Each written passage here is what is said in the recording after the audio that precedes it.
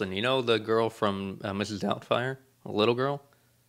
Yeah. Yeah, she actually grew up to be pretty hot. She's like 25 right now. Really? Yeah. Isn't that weird? Doesn't that make you feel kind of creepy? Oh, Like sometimes? not kind of. It's full on creepy. It makes me full on creepy because I'm like, oh, I totally...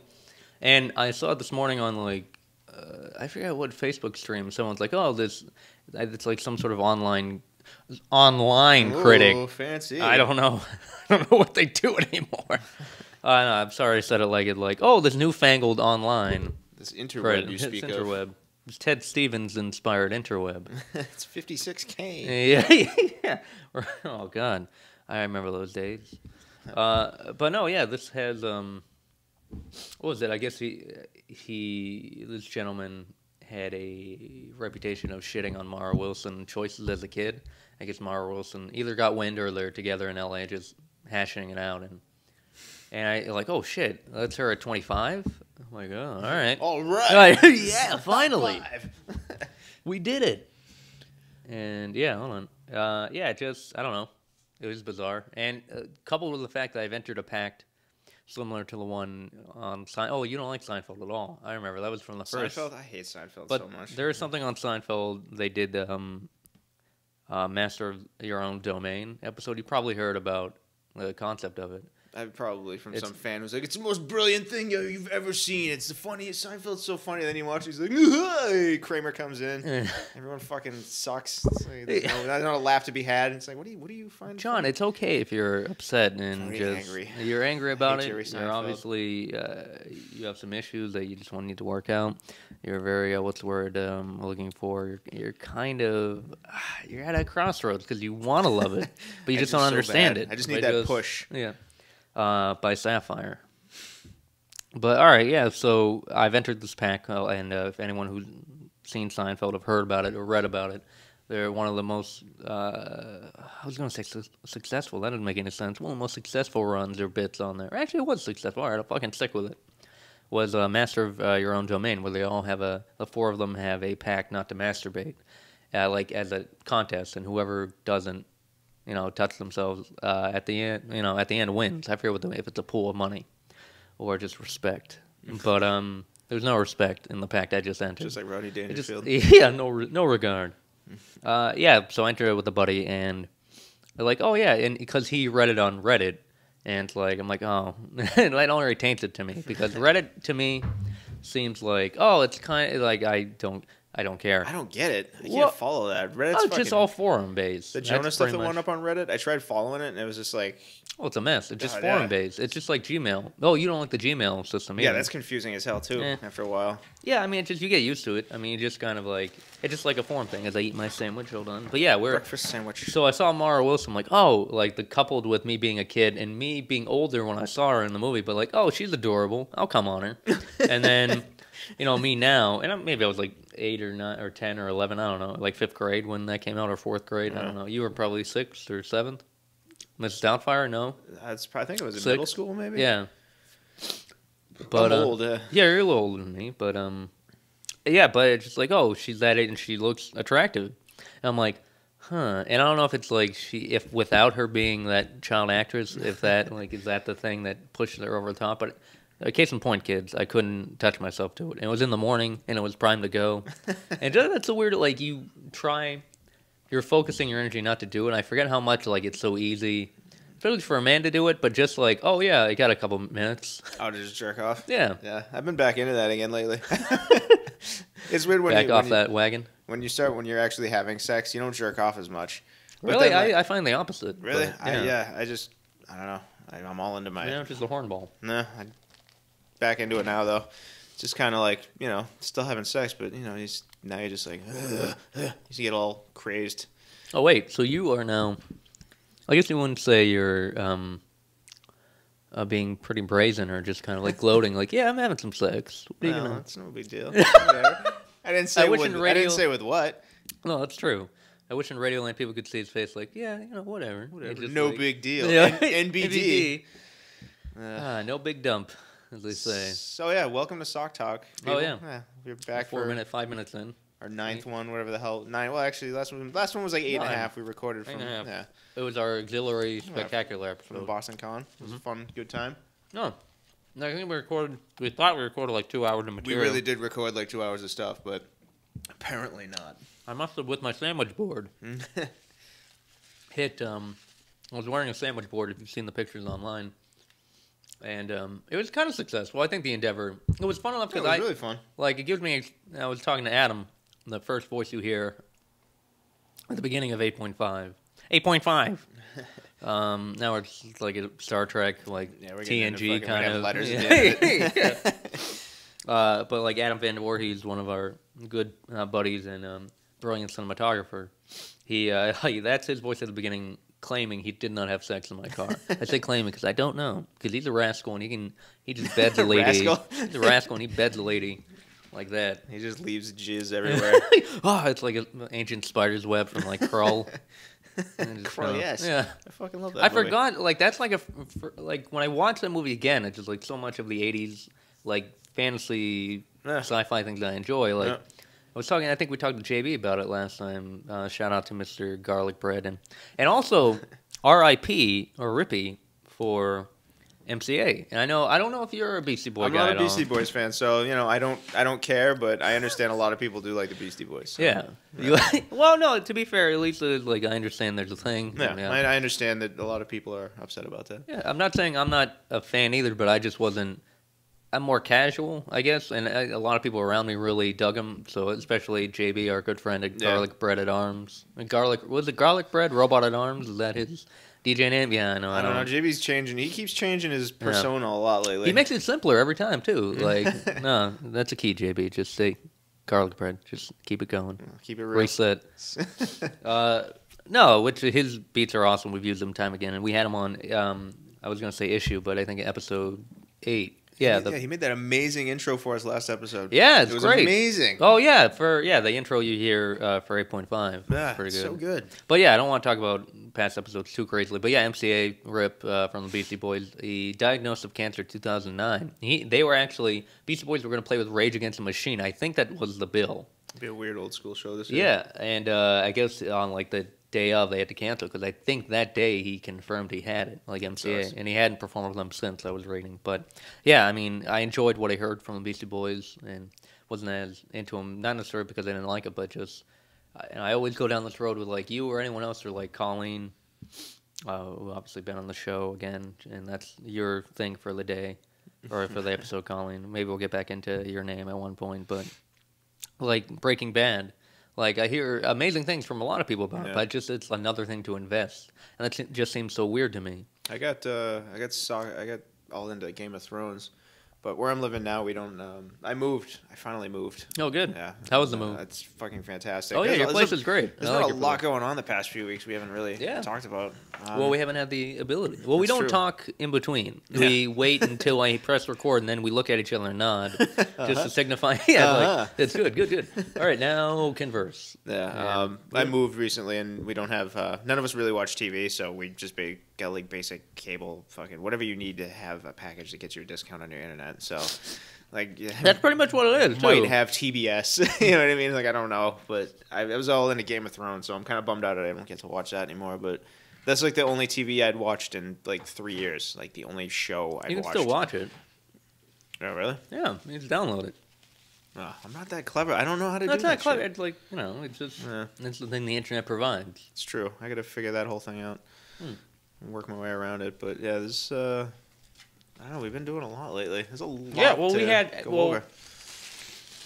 I'll let John take but if I let John take the wheel, it's going to be weird. Yeah, it'll be a lot of great silence. I'm more of a co-captain. No, but we went to your place 2 weeks ago. Oh yeah, that's right. We had the Avengers Day as we kept touting for since episode 2 or 1. But it was great, and it was kind of. Excuse me, sorry, I'm almost choking on my sandwich. Well, we were quasi early, not really early recording on a Saturday, but like early enough where like I don't want to anger Steph. And we're just kind of like, I don't want to waste the day. I'm like, all right, we'll get it out of the way. And the podcast is infringing on your personal life now. Everything infringes on my personal life. Like I work all day, so I mean, And like she works a lot too because she tutors and teaches, so it's fucking. You ever realize that when you think about how much you work, like how fucking, like the other day I got home. I don't work hard. I just work. Well, I mean, it's not like it's you do work hard, but it's not like physically strenuous. Yeah. You're just kind of like a blob. Yeah, but like I fucking work. You know, I still work 3 days a week at my part-time job, and then like I come home from that, and then I'll sit there for like another 7 hours, and just like it's like, wait a minute, I just worked like fucking 18 hours. What just happened? Yeah, it just kind of goes away. But yeah, she's actually proctoring and I always think proctoring is so dirty. Like it's a mix between prodding and doctor. No, when you mean proctoring, you mean like you're making a police academy reference, right? Yeah, proctoring. Yeah, of course. For all the kids that'll be remade soon, hopefully. We'll take a mission to Moscow. Yeah. Oh God.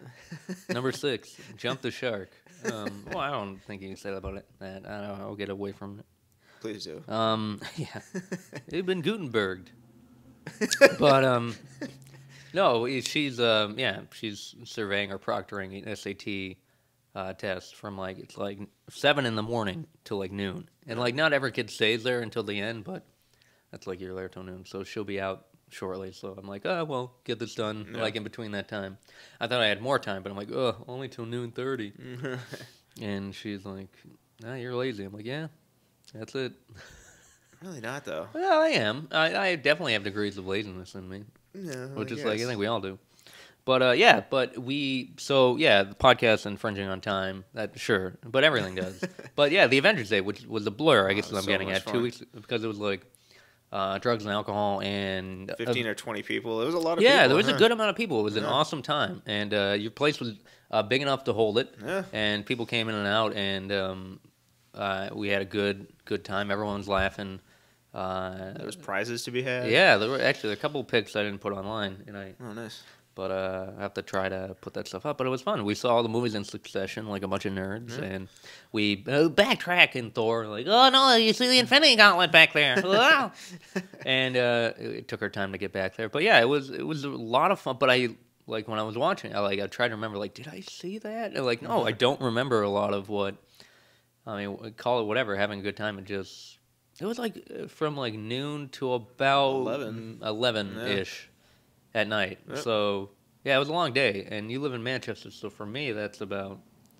It's about 40 minutes from here. Yeah. It's not as bad now. Like, I've noticed that, like, ever since I moved to Manchester, it's like the best place now. It's like right off the main highway, too. Yeah. That's the most important thing. I filled my tank up, like, last week, and I still have like half a tank of gas, which is awesome because I usually have to fill my tank like twice a week, and now it's like I'm gonna go I'm like a week and a half doing it once. So it's like, yeah, saving money. Yeah, I mean that's the most important thing too when you go back and forth. It's nice. I'm not driving like fucking 60 miles like back and forth each day now, so it's pretty cool. But well, it's exciting talk. Yeah. Yeah. But, speaking of economically feasible. Am I getting? How about that crude oil? Huh? Prices are skyrocketing. But hopefully, I'll put my phone down on vibrate. Speaking of Avengers, we partook in the midnight screening. I don't want to talk about it. I'm talking about it. You are you know you want to talk about it. Yeah, let me just break this out. Bam! Oh, nice. You got your stub still. My ticket stub. Awesome. I've already been to it twice now. I'm going to see it again tonight. So 3 times in as many days. But which I guess it made 18.7 or 18. Yeah, 18.7 million in the midnight screening on Thursday, which it is a record for superhero movies, which is an arbitrary record. But I think it was like the top third. And I think Harry Potter had like 45 million a midnight. Yeah, and I'm thinking like before the second one is Hunger Games, which was 18.9. Oh shit! So it beats out like 200,000. For, I got like I'm gonna check the box office see if they got anything up. And all I can think about is like, what the fuck? Like Harry Potter. I mean, it makes sense in many ways. Oh yeah, it's like the last Poitiers movie with Sydney. What do we got? We got some Avengers scores. Sorry, folks. No, that was me for the Sydney Poitiers joke, or yoke, or yuck. But so we went midnight. Yep. But yeah, I mean it's a successful. It'll make a successful run this weekend, I'm sure. Oh, absolutely. And you want to talk about the nerdgasm? You talk about it first, and then I'll go into. All right, there we are gonna have some spoil. Holy shit, 304 million overseas. Yeah, production budget. They're showing the production budget now. Oh, what is it? 220 million production, which isn't bad. That's not horrible. Yeah, considering everything involved. Million, yeah, actually. I think Iron Man had like a 240. Oh wow, really? Yeah, so like the second Iron Man. Oh okay. But yeah, so that's The Triskelion, or the Triskelion Chitauri? is what? No, no, hold on. The Triskelion is the Shield helicarrier. Oh, okay. And I'm pretty sure if nerds back me up or refute, whatever, you can't talk, you can't call me. Brothers, we're infallible for 2 hours. 2 hours until it's on the online. But yeah, that is. I heard that cost them a lot to make, and they're forcing that into Iron Man 3, which they do, and understandably, we have the set, we're going to reuse it. That's fantastic, dude. $220 million budget, 304 just foreign. So that's Well, they make that money back, but how much did they spend on advertising? Even if they probably spend half $80 million of their on advertising, probably 180. Yeah. It all depends on how much they get corporate sponsorship. That's fantastic. Good for them. What a conglomerate, mediopoly. As much as I should shit on myself for being like, I just love it. I'm just an independent filmmaker, but I love getting shit on by the big guy. But this has been a dream. It's like, this is what, when you're like a kid. And, your whole life, like, as a kid. Yeah, it's like... It's even fun for an adult. It's just kind of a weird... It's just trying to explain to someone, like, how important this movie is like... It's like... I had someone tell me, like, they thought of it as a religious experience.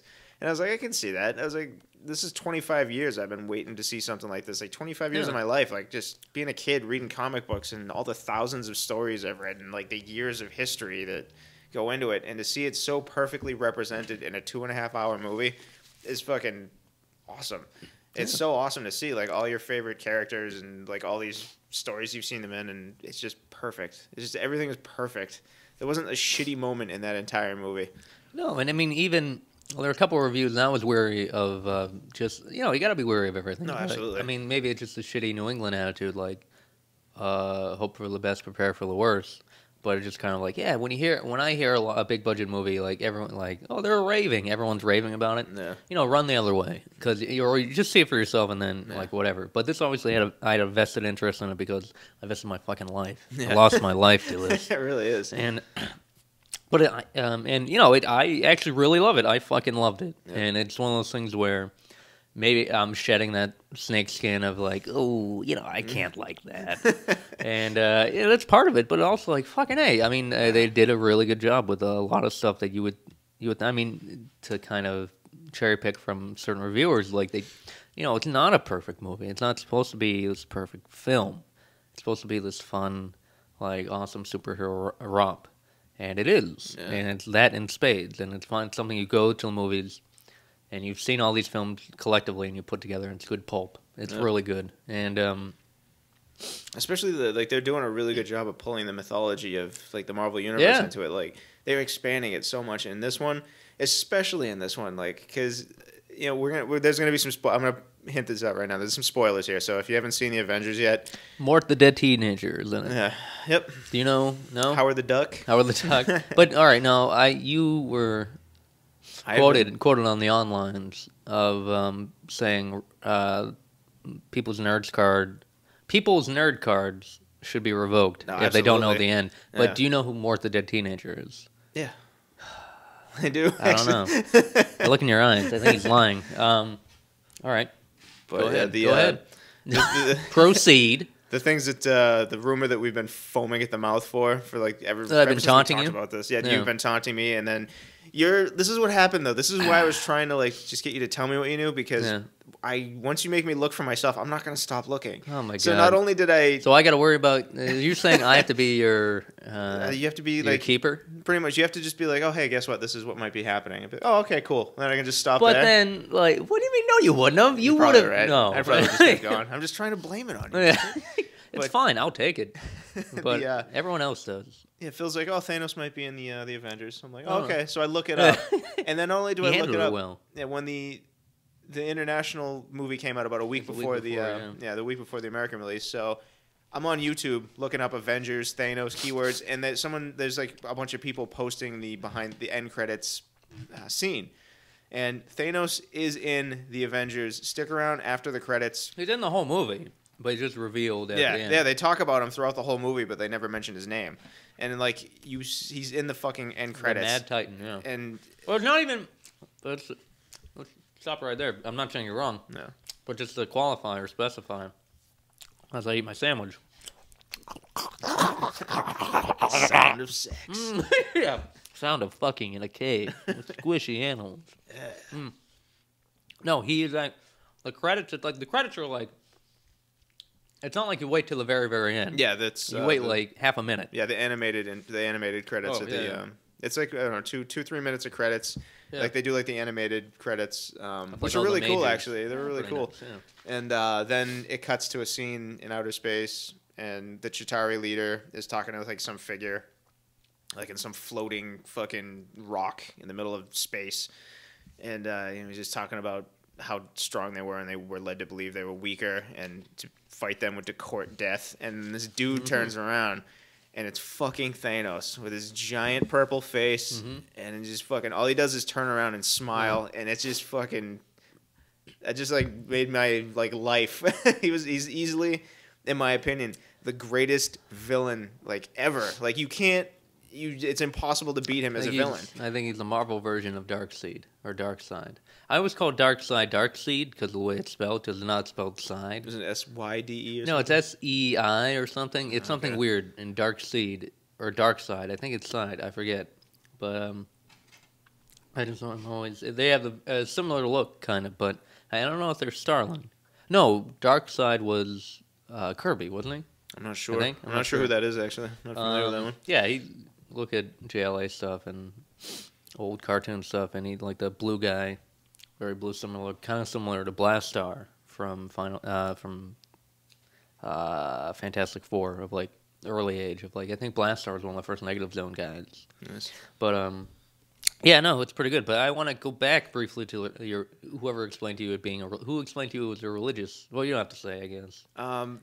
But it sucks as I can't even remember. Online or in person? It was a person, but it was like a friend of a friend or something like that. So all right, well. One of the things I would equate that because, like all religion, it takes money from you, and which obviously you took my 18 for the IMAX Avengers, and it is because these things are to equate it to a religion. I mean, these are this is the myth we followed as kids, and this might be a modern myth of. As Joseph Campbell, anyone read any of his books or any of his stuff about modern heroes or modern myths? I mean, comic book superheroes are definitely amongst them, and just kind of like maybe not as prevalent. You would think, I would argue they would be more prevalent today, but no, because they had more of a mainstay and just kind of the kind of readership. It seemed maybe when they first came out, like Superman in the 30s or Batman in the 40s and Captain America in the 40s and then comic books in the 60s and everything. I think more prevalent then. I think they're still around, but just they're kind of like, I don't think people read as much. That might be just an over-glaring statement. Or Americans, I don't know. Yeah. But, I mean, I have nothing really to back that up. It just seems like, because of the options out there for entertainment, it seems like you're narrowed, like... Well, that's kind of what I was saying like a few weeks ago. Is like how it seems like the most popular books in the country are written for fucking 12-year-olds. Well, yeah, that's kind of the thing. But like adults are reading them, and like they're the most popular books. It's like, yeah. Well, it's just one of the things too. It's just like I heard a buddy of mine, or maybe not a buddy. That's how fucking clouded it is when you're knee deep in a Facebook kind of patrol, and you're just kind of like looking through feeds. Which is fucking, it's just as habitual and bad as drug abuse. It really is. It's just like it turns your brain into sausage. Yeah.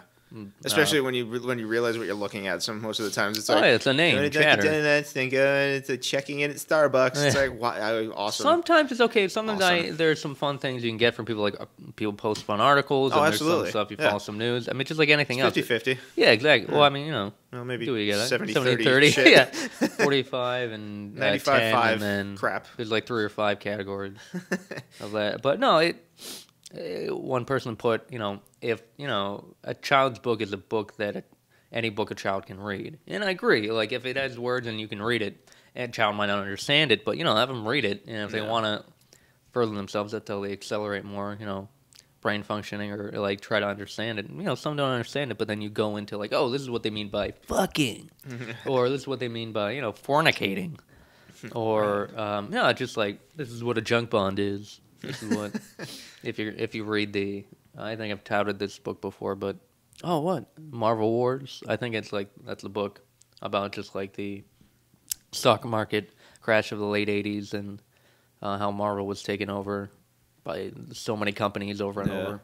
I remember that when it was happening, but like I didn't know the like 94 ins or and outs something. of it. Yeah, Yeah, it happened. It just.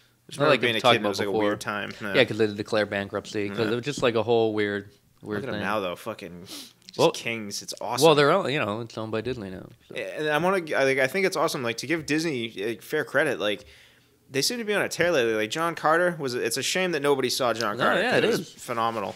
But it's a beautiful movie.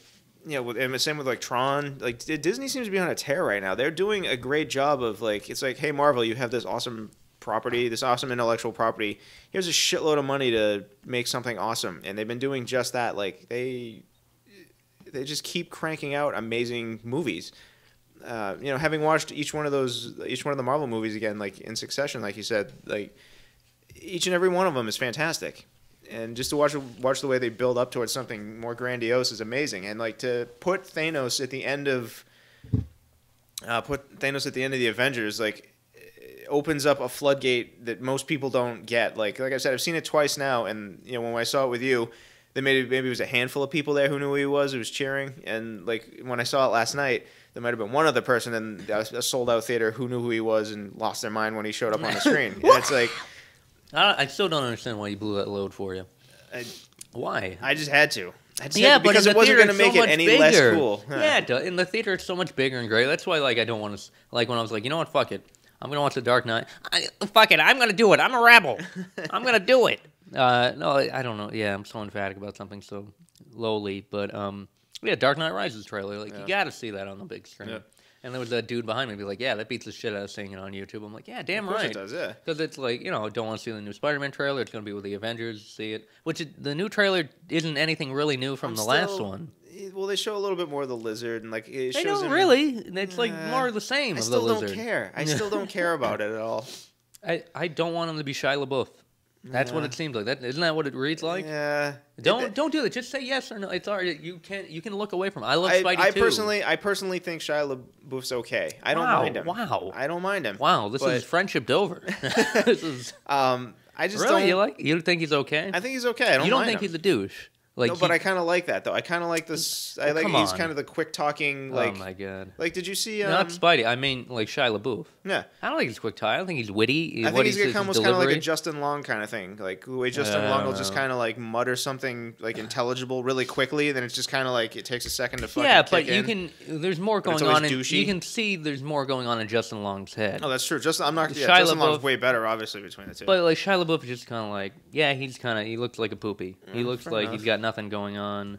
And he's trying to prove he's a tough guy, but he's like 5 point something. Like he's like 5'3". I'm not gonna try to, I don't care enough about Shia LaBeouf to fucking. No, sure. Yeah, try to argue with you about it. No, all right. I'm sorry, I'm getting aggressive about it, but I don't mind him that. I just said I don't care if he's in a movie. It's not gonna make or break it for me. Better. But no, I'm not. Hold on, I'm also moving stuff. But the new Spider-Man just whatever. From my hard drive to give space because we're running out of space. Oh really? Yeah, and I did. Top fucking taking up GBs. We're doing what we do, yeah. What was that? What's that in the background? Oh, the heat. Is that the heat going on? I think that's your. I don't know, something's vibrating. Oh yeah, it's probably the giant fucking. Oh, it is. Insect. It was the. Yes, it is the computer. As I pick up the mic, A+ operation. Getting ready for it, but when no. Did Spider-Man even come out? July. Yeah, July, not July 4th, the weekend. I think like the week after. Yeah. I'm interested in how they're shooting it. They're shooting on the Alexia Red, like the equivalent, the Alexia, or no, I'm sorry. Is that the same Red we shot? My Name Is Jonah? No, it's like an RE camera. Oh, nice. Red. Oh, so RE's making a camera. That's cool. They made a red type of camera. The Alexia, I think. I'm not sure. I forget. But yeah, that's pretty much what that was all about and how that goes. Yeah, we'll see it. Whatever. Who cares? Oh, I care. Did you? Damn it! I know I talked to you a little bit about the whole Hobbit thing and how it was being shot. 48 frames per second. Yeah, and you saying people complaining it's more looks more television. It doesn't look like a fucking TV. Did you see it? Or I haven't seen it yet, but it sucks because I know exactly what they're talking about because like I know what that looks like. Yeah, you know what I mean, and I hate that. It just cheapens something. It automatically makes it look like TV, but. Yeah, I mean... It's the way of the future. Hey. Well, I mean, I'm all for trying it out and see what it looks like, and it all depends, like, how you can do it, how you can make it run. Yeah. But, I mean, yeah. I mean, I'll side. Yeah, I just like the look of cinema. I don't want cinema to change. Cinema. But I kind of agree. I mean, there's nothing. It's tough. What can you do in that regard? Yeah. Today is also Free Comic Book Day to completely change gears. A little bit, yeah. Yeah.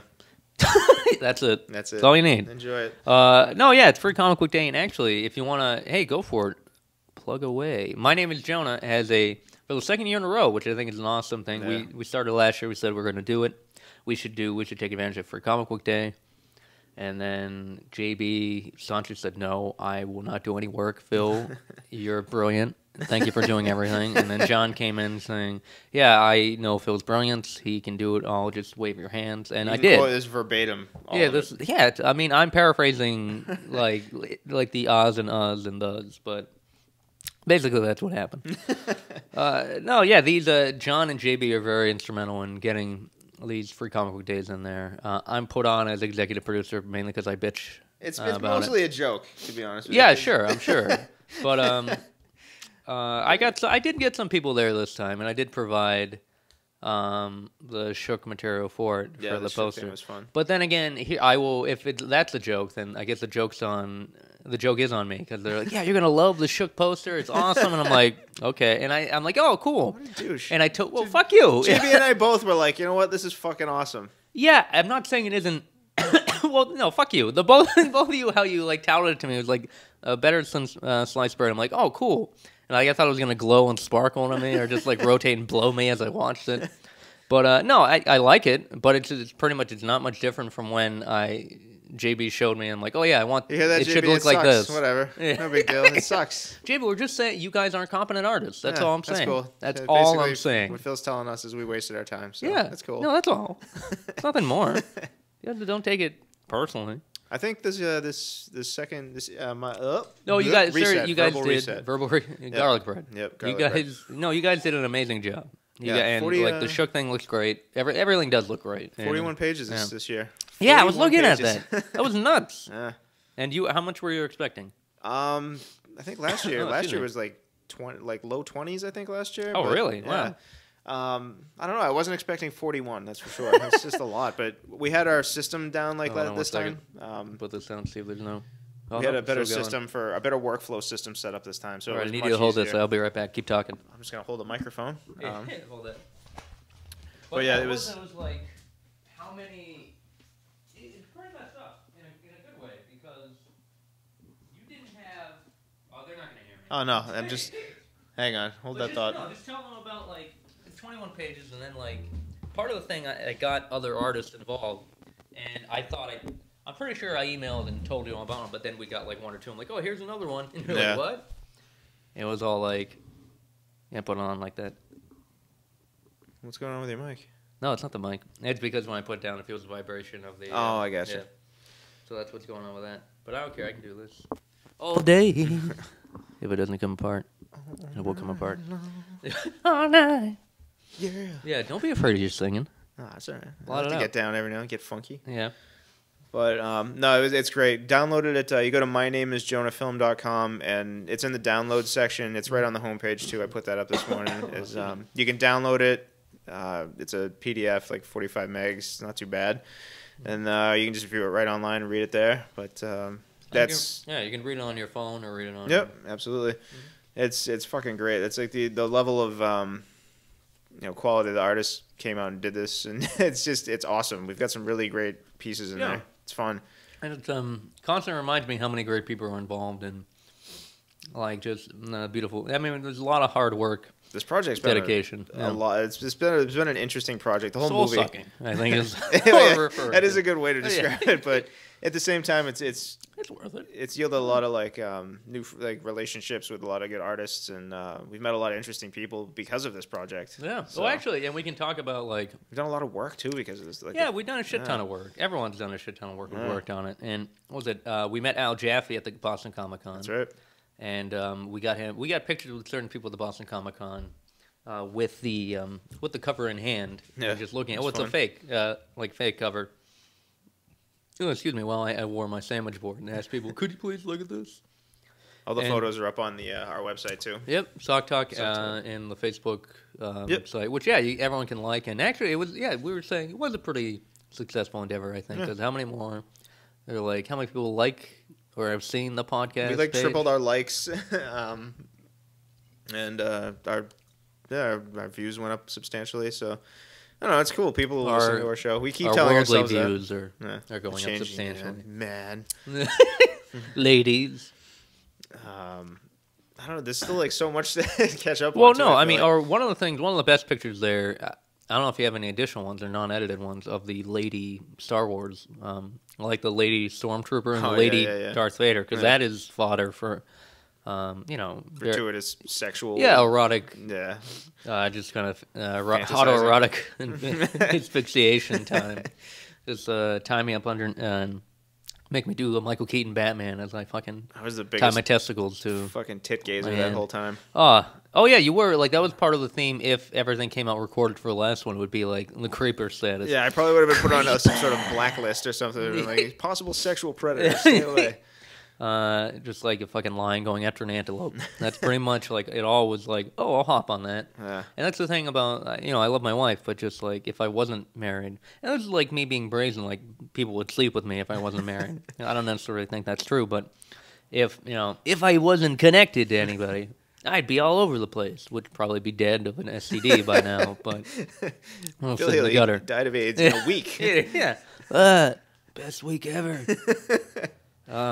Seriously, AIDS is awesome. What? No. It's a health drink. Come on, kids. Yeah. Have you seen that AIDS diet commercial? Yes, I actually have. 80s? I'm sorry, Awesome. The volume probably went crazy on that one. But oh man, yeah. I think you put it up diet online. Product called AIDS. It's like AYDS. Oh my god, why would you mess with that? Why why in what like universe is that? Yeah, it's probably not the best thing. No. Oh, we have the new Jonah promo comes out fucking soon, I hope, JB. What is that, like?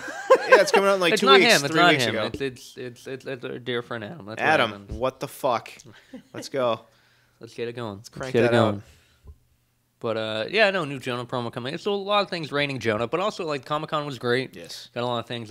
We did the iHunger did the commercial yet again, plugging that.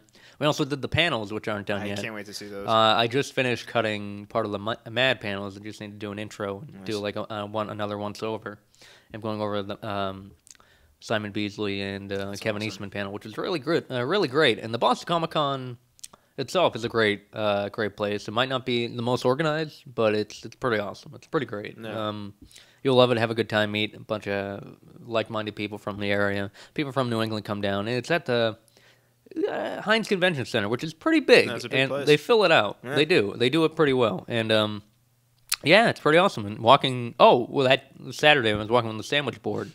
For all you Celtics fans or whatever, I saw Ryan Hollins. At the end, he's a backup center.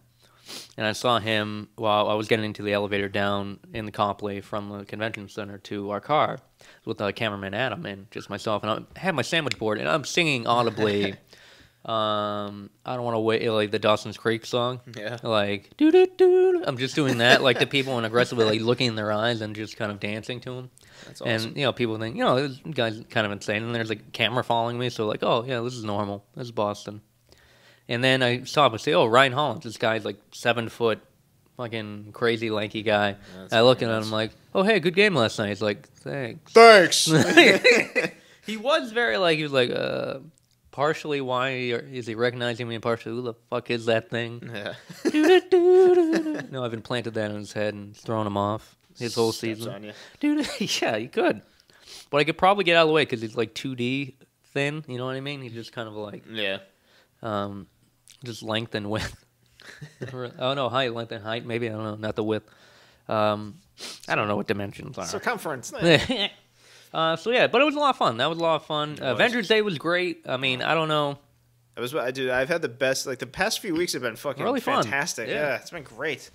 And didn't you have a weird dream with Tone Loc? No, am I injecting things into the conversation? Oh no, I had a fucking weird dream that I had a dream that I was at a Dolph Lundgren movie marathon with my buddies Wayne and Greg, and then all of a sudden it turned into a fucking vampire massacre. There was just vampires everywhere trying to stop everyone, and I was beating the shit out of vampires, and I had to escape.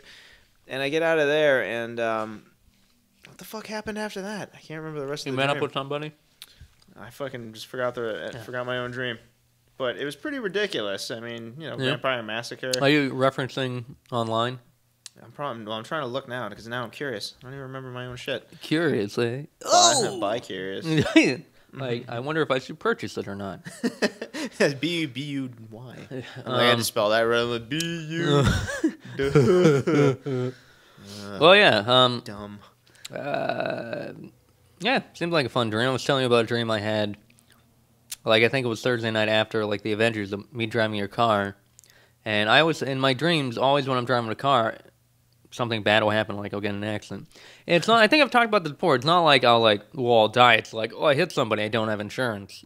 Like, that's like the menial, like, I have to fill out paperwork in my dream. Like, I'm always afraid my insurance rates will go up. Yeah. Like, that's part of the crux of the dream. And on this one, we backed into a house, but everyone was fine. We backed through a house. We backed into it and through it, like through the garage. That's awesome. And onto the next street. But then I told you the Muppet policeman, who looked like a real policeman, but it was a Muppet undercover, who was trying. It was like he was a bad cop kind of thing. Here's what happened. He didn't even ask for didn't go through the rigmarole of license, registration. Yeah, he just had me get out of the car and wanted to put cuffs on me. He just showed me the cuffs. I'm like, uh-oh. And then another Muppet, a nicer Muppet, came through and said, hey, I know what the guy's trying to do. That ain't cool. And I'm like, oh, good. And somehow he died, the bad Muppet cop, but we were blamed for it. I think the other Muppet killed him or something, which seems extreme, but it happened. And then we were in front of a Muppet grand jury, and we were... Were the two old guys? Like, tell me the two old guys. No, it wasn't. It was just it was more... It's he's guilty! It was... Dr. The variation, the bailiff.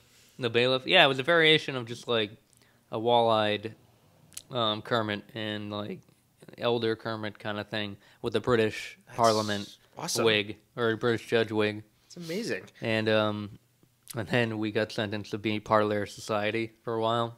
And then it stopped there. But I was okay with it. I'm like, okay, cool. Anything but, my insurance rate's going up or anything like that, or just getting in trouble for it. Someone sent me this awesome picture of Kermit. Someone sent me a text message of Kermit. It was a stuffed Kermit, but he's bent over a chair and he's gaping his ass. It's the best picture I've ever seen. Because it's just like somebody's toy stuffed Kermit and it's just being horribly defiled. Or just being ready to be used because people stick hands up Muppets' asses. It's true. That's how it works, kids. It's hot. It's the hot shit. Yeah. Well, sometimes they're animatronic. Oh, also... This is kind of a toot my own horn kind of thing. Go ahead. Yeah, you never do that. I was trying to look up the rest of my dream. And, I just remembered I was published this week in the Dig Boston magazine or newspaper, whatever the hell it is. Mm-hmm. But the cover of the douche, one of the douche calendar pictures made the cover of Dig Boston, and then I had a 2-page spread on the inside of it. So that was kind of fun. And then did they interview you? They made me do a write-up and stuff like that. So what did you write up? I just wrote down about what I'm all about, what I do, what I like, long walks on the beach, kisses. No, it was just a brief write-up about Asylum Studios and what I do. It should be just you give them a recipe. Yeah, for disaster. Whoa! Yeah. Wow. But it was cool because part of the deal for getting published was they would either give me money or ad space. So I was like, dude, I'll take fucking ad space. Wait, how much money? It was $200 per picture. So it would have been $400, which is nice. That's not bad. But the ad space, that goes miles. Yeah, for putting me in a magazine. I'm all right. Yeah, pay me to do that. But I took the ad space because we got an ad this week. It's in this week's Dig Boss is an ad for My Name Is Jonah, and next week I'm gonna make an Asylum Studios ad. Holla. Are we gonna? How can you track how many people download that PDF? It'll be right on the website stats. Okay. Yeah, should be easy. There we go. That's all I need. That was a nice napkins. That was a nice little thing to have happen this week. Yeah, it was nice for you. Yeah. Well, now Jonah gets the profit from it too. Oh, okay, good. Yeah, I tried to make a case half and half sock talk. Yeah. And then, which I still don't agree makes sense. No, dude, I wanted to make a sock talk ad. I mean, I would have I think done it, but the half and half. I think the Jonah thing takes precedent in that way. But the argument doesn't really stand as far as it's in the free comic day. It's that doesn't really hold the same water at all. And it's just kind of it's not.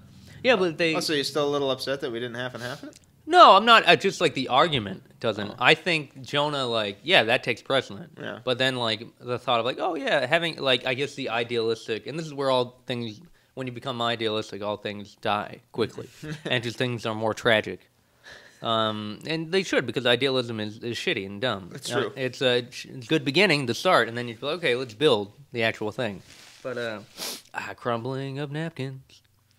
And what happened was, I think it was JB or you. I think you both post. No, JB posted the argument like, oh, sorry, JB. It's not a shit on JB's show.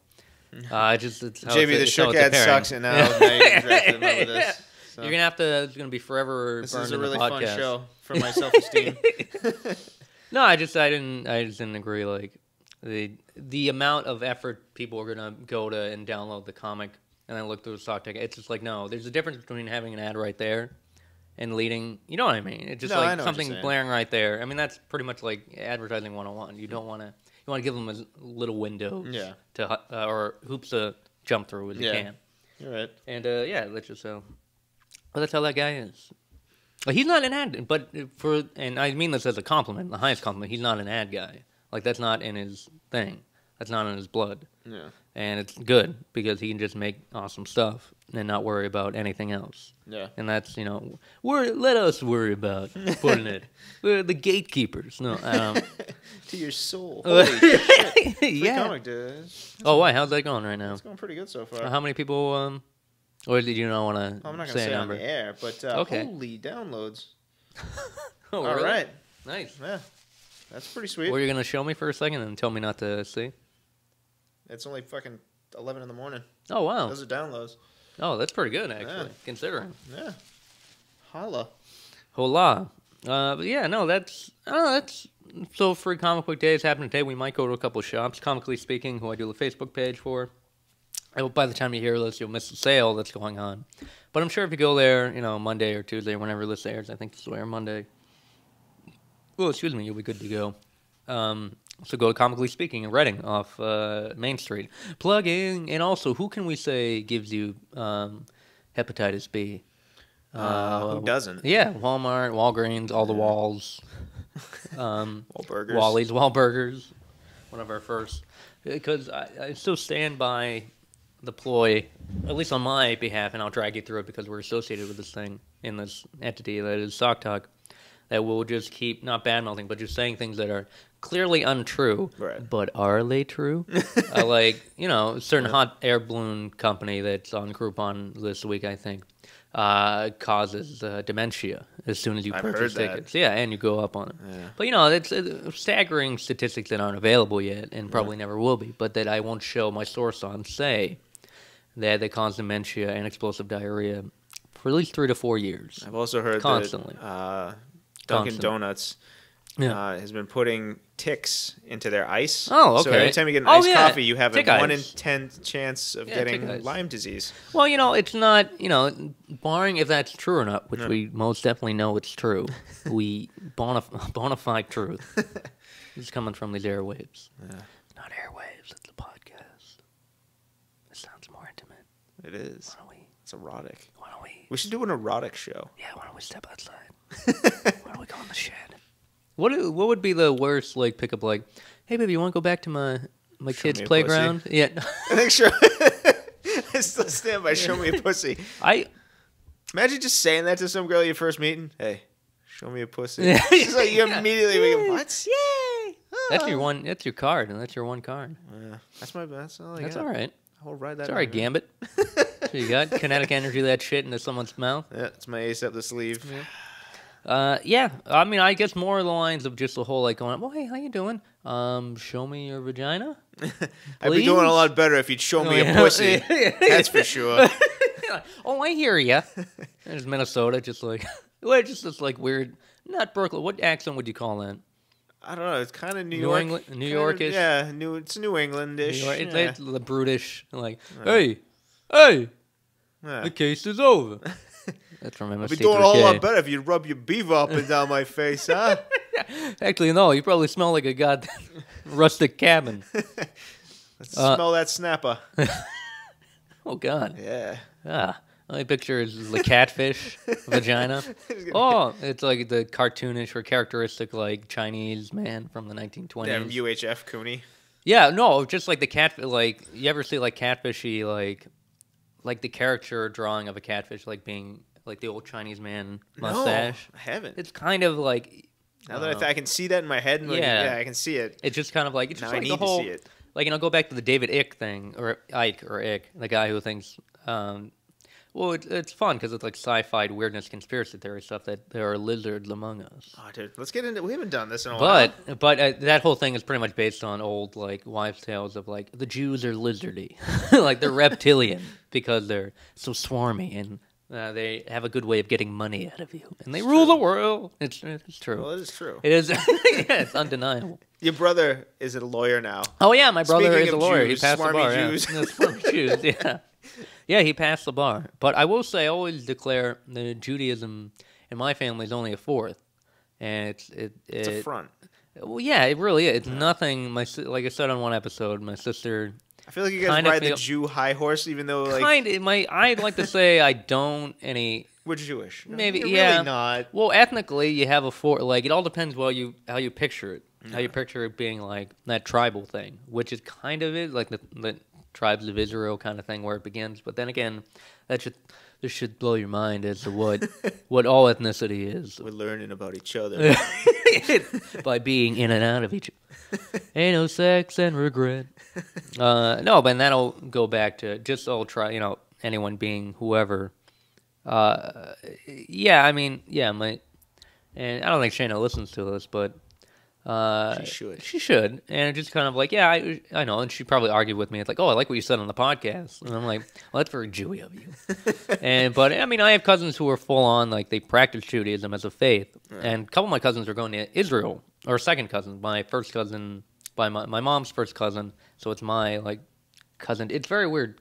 First cousin once removed. Second cousin once removed kind of thing. I don't get that shit. Yeah, it's just like the blood is thinning. Yeah, it's thinning. At what stage in that cousinhood can you have sex with said cousin? You can for the second cousin once removed. Really? So that is where it doesn't. It legally, I believe. I think there's a legal precedent for not having sex with your cousin. I think there is. I'm worried about the outcome of possible toddation. Whoa. Toddation. There goes that New England. Yeah, my honors don't come out unless I try to hide it as best I can. But unless I talk to my Aunt Martha, that's when it comes out. And I can't really Aunt Martha. Yeah. I'm like, I can't hide that. Martha. And then I have to really focus and sacrifice other words. Like, my Aunt Martha. Yeah, exactly. Yeah. Because it's not Auntie Martha.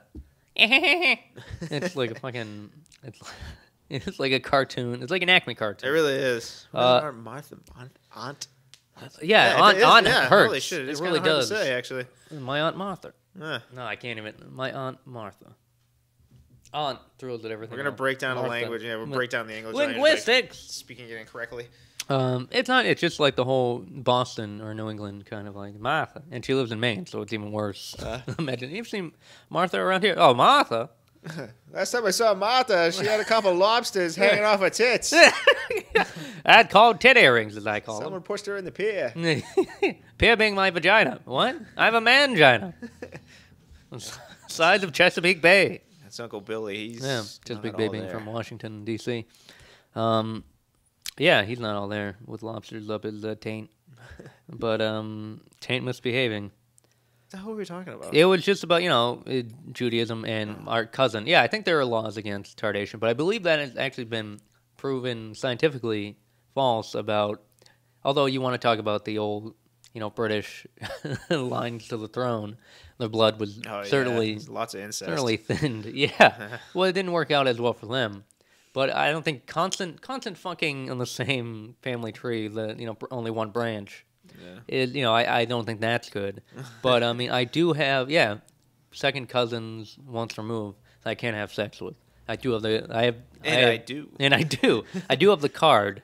I do have the go card from the government and from science to go diddle some skittle. Hey, I mean, if you've got the card, cash in. Yeah. Cash in those chips. Cash in those chips and dip my wick.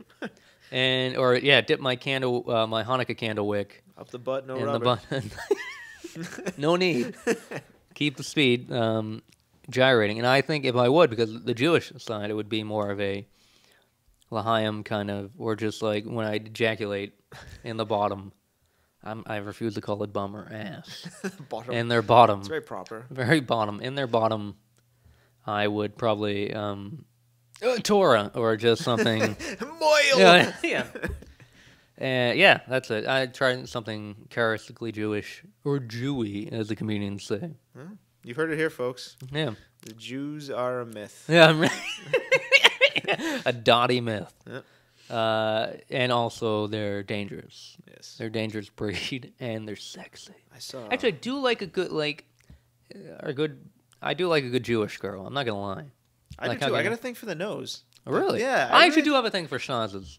Um, My wife has a beautiful Roman nose, but she doesn't care for it as much. Like, would you ever love me if I fisted an elephant? I'm like, what? And I'm like, that has nothing to do with what I just said about your nose. Like, I know. I do have a thing for I that know. good, like, Roman-esque or, like, Yeah.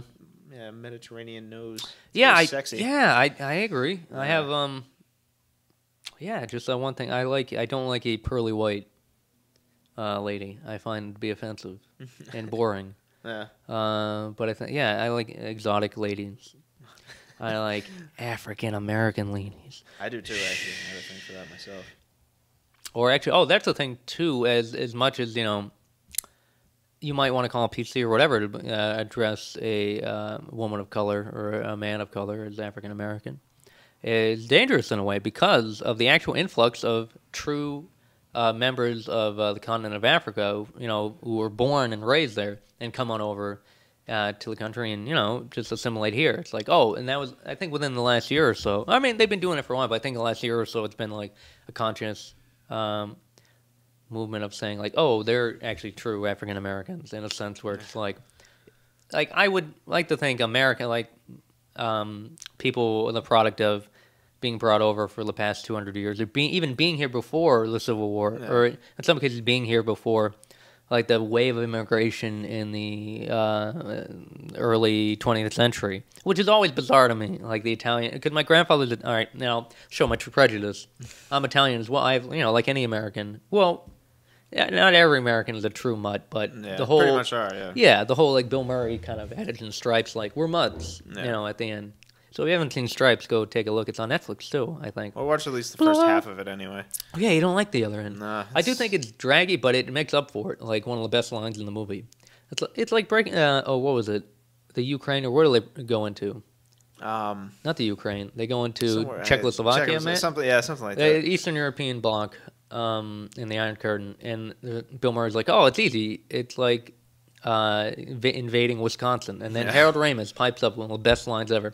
I once got the shit beat out of me in Wisconsin. It's just such a great stain or just like image of just like Wisconsin just being just like a funny. That's a good movie. Yeah, it's but I do kind of agree. Like looking back at it, like the second half is kind of. It follows the same problem that Full Metal Jacket did. It's the same kind of thing. Oh, like really? The first half, the training sequence is good, and then the rest of it isn't. Oh, I disagree. I think like the end of. I think it's awesome at the end. What happens like. Just like for the end alone of that movie, of Full Metal Jacket, like that one girl picks them all off, and just like her face, as like she's scared yet proud / brave. There's a whole bunch of shit going through her eyes that she shows you, and then they're showing the same thing. They're scared as fuck, and they're just kind of like bewildered, like what? It's like what have we gotten into? And then they just shoot her because that's what do you got to do? Because she's A, dying, and B, it's like nothing.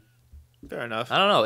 I would say look at that again. I might have to give it a revisit. I have it. I own it. I might have to watch it again. It's a totally different tone at the second half. Like I shouldn't say no. The tone is like the same of what's going on, but just like it takes a breather and then it just goes back into it. Yeah. It's just like a whole. It's not a very smooth transition. Because it goes from D'Onofrio offing himself in kind of a obviously violent way, but just violent in the sense like how it's shot and portrayed. It's almost like two different movies. Because like the whole training part with it was just like its own thing. Ermey, right? Yeah, he's great. Yeah, I think that was his first I think it might have been his first. Because he was himself. Because he was wasn't he a he was a recruit? He still is a drill sergeant. Really? Yeah, he still is. Holy still shit! Does stuff, yeah. How can you not laugh? Yeah, like when you're in it. Crazy old tough guy. Yeah, that's awesome. Yeah, crazy like military tough guy, like older military guys scare the shit out of me. Because what fear do they have? Yeah.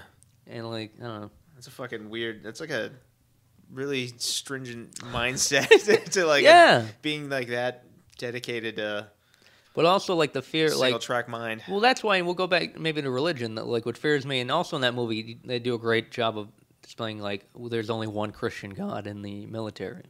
You know, no. Why do you shake your head? That's what that's part of the message they're saying. Yeah. Do you not agree, or do you? I just think it's silly. That's all. Oh, just the whole. I mean, I agree with what you're saying, but I just think it's silly. But. Oh, just the whole thing, and just what I'm bringing up, the whole premise. That whole premise. Yeah. Yeah, I agree, but it's just like it's that's why religious fervor on any end is crazy and psychotic. Yeah. Because someone like that will defend it to such a weird extent and also be so driven by it. Like, you talk about Islamic fundamentalism. Any sort of fundamentalism will fuck your shit up. Yeah. Because that's just, even, I mean, Captain America has a good line in Avengers. Yeah, it really funny. Did. It was so good. But that also is, I would equate that to, you might think it's stupid and silly of me to do it. In a way it is, but I'll equate that line to various degrees of how Arlie Ermy delivers, like, the one Jesus Christ, or like the various Jesus Christ lines. Yeah. About like there's only one God and he doesn't do that, and it's just kind of like because he had that like 1940s conviction, and you can make that argument, and you can also say, I mean, I'm sure there were atheists back then. I mean, I think we've had this conversation before too. Yeah, we like the first episode about like how back in the John just yawned, so I know it's a riveting conversation. He's like, he just yawned and just tiddlywinks. I have to keep my audience riveted.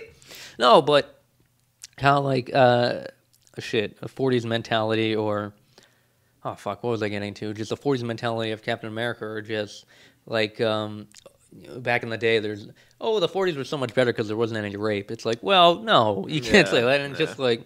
And also, the 40s was so much better because darkies didn't have a right to anything. And it's just, it's just like the more you look back on something like, it's a ridiculous notion. It's ridiculous, to think that things are better now in many ways. Yeah, absolutely. In many ways, you can say things retrogress, and they do. They go back and forth, that ebb and flow, and just like kind of, you got to try to keep pushing. Why Cap had a good line in the Avengers. There was a lot of like weird. They made a lot of little subtle but not too subtle like ribs to not just to the ribs that like our modern society, and it was really well done because it was a lot of it was done through Captain America, because he was in the ice for fucking 70 years, and he's coming from like the late 30s, early 40s, and like now into now, and it's cool because he's just kind of like talking about the stars, and they talk about they made him a new suit, and he's like, I just think the stars and stripes are a little dated, and he's just fucking no one's united anymore. No one has this feeling of we're all so separate. We're also connected because of technology.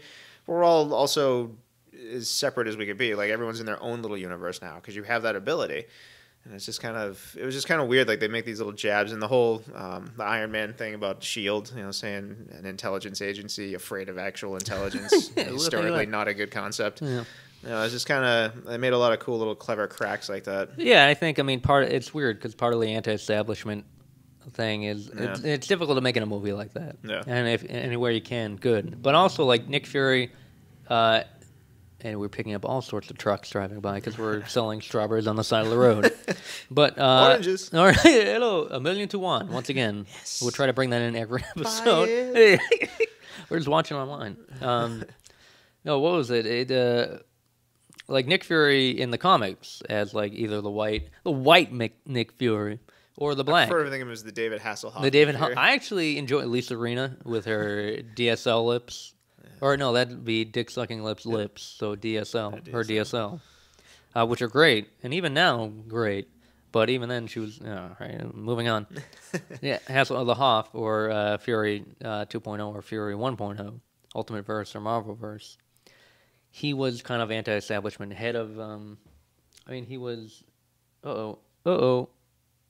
Is that the lady? No. It's actually my brother-in-law asking me if I want to play basketball at 2:30. Oh, nice. And I will. Nice. But he was pretty anti-establishment. Being head of S.H.I.E.L.D., sure. He was but one of the first, the Howling Commando. He was in the Second World War. And he fought the Nazis, too, with Dugan. Dum Dugan, who was in War of the Bowler and Captain America in the movie. I forget that guy's name. I can't remember. He's in a lot of awesome stuff. Choice. He's in Ravenous. I remember him from Ravenous. And he's also in First Contact on Star Trek. He's in a bunch of other. He's really good. It was crazy. Yeah, he's got those eyes. Yeah. I think he's from North Andover too. Really? I think he is. Yeah. So that's kind of fun. It's kind of fun. Fun note. No, it kept making those. clear. I guess my whole distinction is like Nick Fury being he can be that guy who dissents, but he does in the movie a bit. But I mean, I would love to see that like in Avengers, like and they actually, you know what they do, and there are a lot of things in that movie that they do, and they aren't because I'm sure for editorial reasons they had to cut out just to keep the action longer and other stuff shorter. Yeah. There are a lot of things in that movie that if you just think about and watch it for a second, be like, oh, that's pretty awesome. Like, yeah. And I read online about Harry Dean Stanton is in the movie. Yeah. And he's the Jesus for Mark Ruffalo. And that was brought up like Mark Ruffalo has a nude conversation with Harry Dean Stanton. Don't worry, Harry Dean Stanton. Yeah. That was awesome. Yeah. Because he tells him the Hulk consciously avoids something. And he lets him know. And, you know, I don't know if I'm sure you picked up on this in a way. Not to say you would, because you're not at my level, but you peon.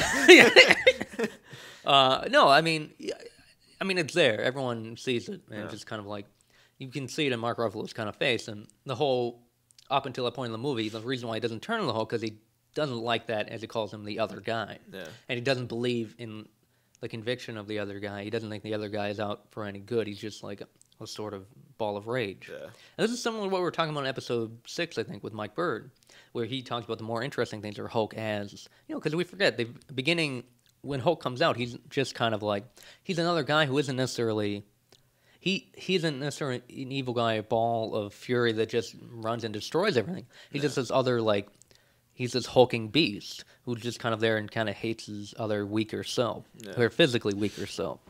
And Ruffalo, when he's talking to Harry Dean Stanton's like, yeah, you made sure you missed or you hit this factory, like, and no one was in it kind of thing from the sky. And he kind of sits back for a second. I guess a lot of that was cut, like maybe like a minute or so of that conversation was cut. It's like where he'd probably go back and forth and be like, and realize, you know, okay, I can control this to a degree, or it isn't bad all the time to leave the Hulk. It is such the fucking character development in that movie was unbelievable. Like, really... there's a lot of fun. There's a lot of little things that went into that. Like, and Thor twirling his hammer like that. Did you notice that? Like, so it's kind of like, he didn't do that in the Thor movie. Oh my god, the Thor versus Hulk fucking scene in that movie. That was so awesome to watch. Like, it was just, everyone is perfectly represented in that movie and gets a chance to really display how awesome they are and how tough they are.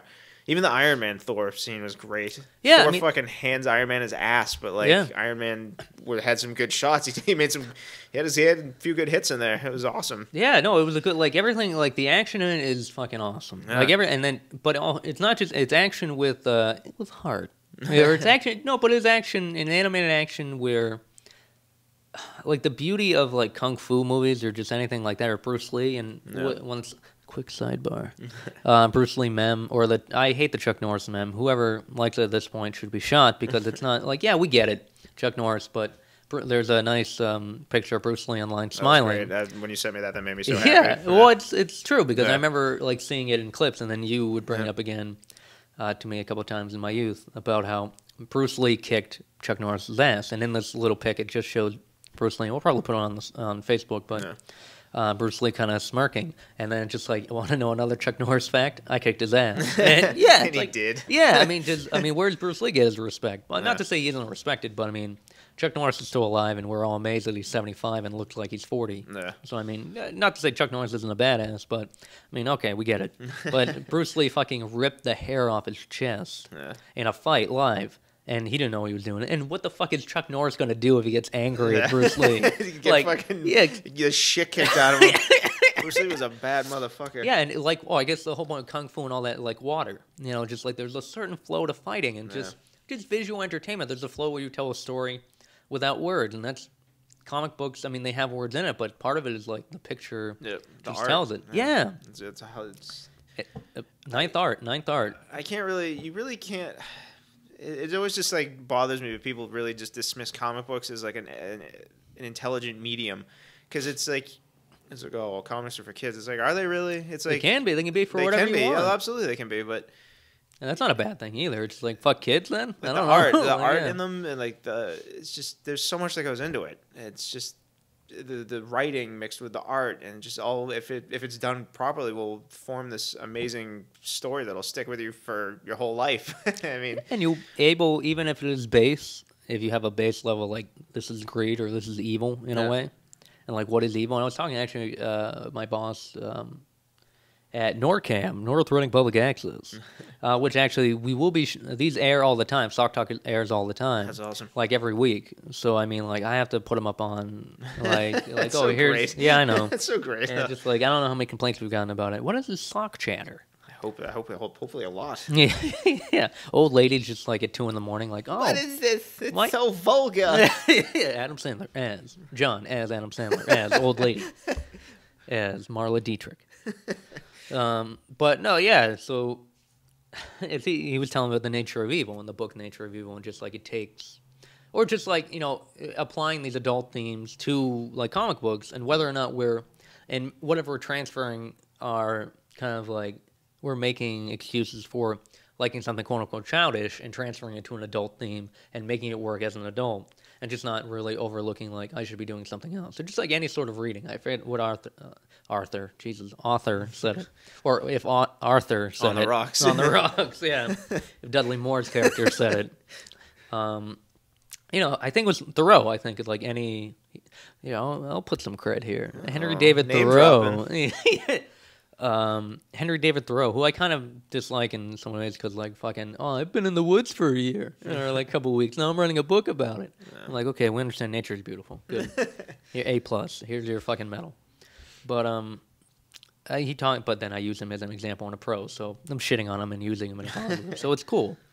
I believe it's him, and I could be fucking dead wrong. So I'm sorry. I'm sorry for the big build-up, but talks about how anytime you're reading it is like it's like a fantasy, or it's like what you're reading, you're not doing anything. You're just sitting there. It's entertainment. Anytime you're reading, it's purely entertainment. It essentially is. Even if you're reading to, like, I need to read to learn how to do something. Yeah. That's fine. Even current events. It's entertaining. It's all filtered in. Because you can also learn things by talking to other people and just involving yourself physically. Yeah. Physically involving. I'm gyrating my hips. Yeah.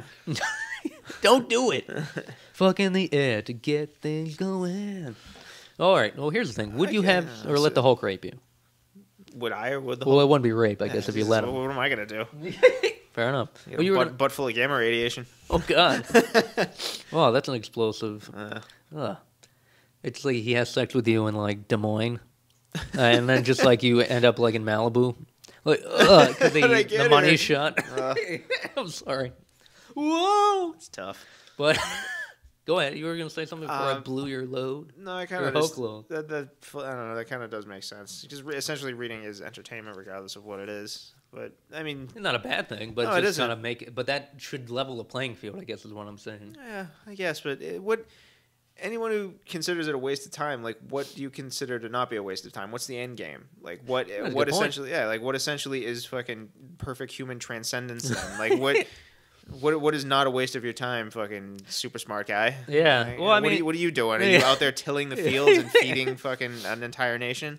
Yeah, that's a good point. I guess. I mean, if you want, I guess that's what he's trying to. If you want to get down to it, the only useful sort of profession in the fucking world is agriculture. Yeah, that would be the only useful thing that we can do. It would be to fucking live like any sort of Amazonian tribe. Well, according to Moby Dick, damn the farmer, I guess, because that's how civilization began. Hey-oh! True. What the? Oh, this might be a creditor. Hold on. Let's get this. Hello?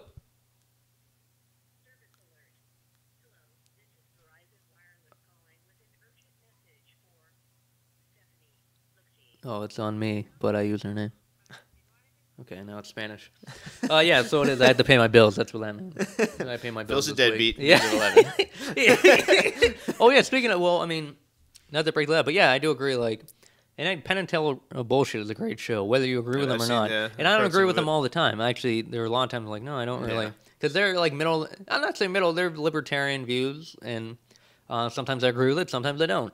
But I agree with their methods of trying to put it all out there. And being interested in scientific exploration of the truth, and not taking advantage of someone without facts. I guess taking advantage of someone with facts is good. No, it isn't. But I mean, like, just trying to be better human beings. And one of the things they brought up was like, genetically altered foods. It's not a bad thing to do if you're doing it correctly and trying to feed nations, with like some people are doing. And just like don't blanketly.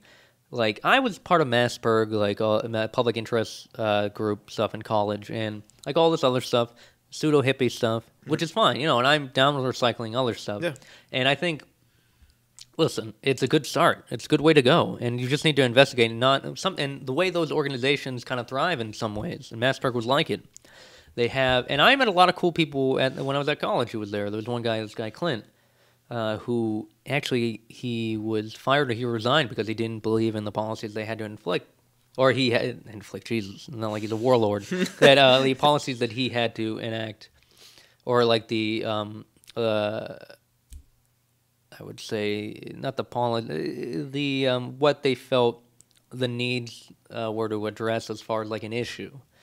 There we go. That was a long way to get to that. That's wow. Prolific. Yeah, no, just me not knowing a word. Me not being able to collect. Explanation was prolific. If you just saw me work my magic in hands. No, but, and that was the weird, like, fucking, like, be cool to your school, like, episode of Sock Talk.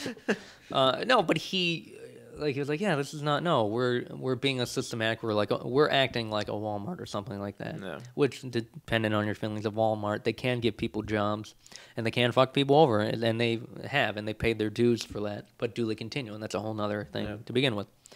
But, yeah, no, I mean, organizations have these sort of, like, rundowns. And I remember when I was Massberg, I went to this thing, like, in Boston, trying to get people to vote on an issue. I forget the issue was an immigration bill, and it was funny because there was a gentleman there, and when I say an elder black representative, and it is important there was an elder black representative. It's kind of part of the story. It's just kind of like because of the history that he would obviously have. Of course, history, yeah. But also just because like from his point of view, he was kind of an awesome dude, and he was just philosophically like, yeah, you guys, we were going to representatives' offices, and we were just saying, hey, bring cupcakes, like, hey, you should vote something on this bill. And the woman I was with, the first representative of Massberg at our chapter at Fitchburg, she was nice. And it's like all these people have good intentions, but sometimes like the methods aren't really there, and they're following like a cookie cutter method of just going after something.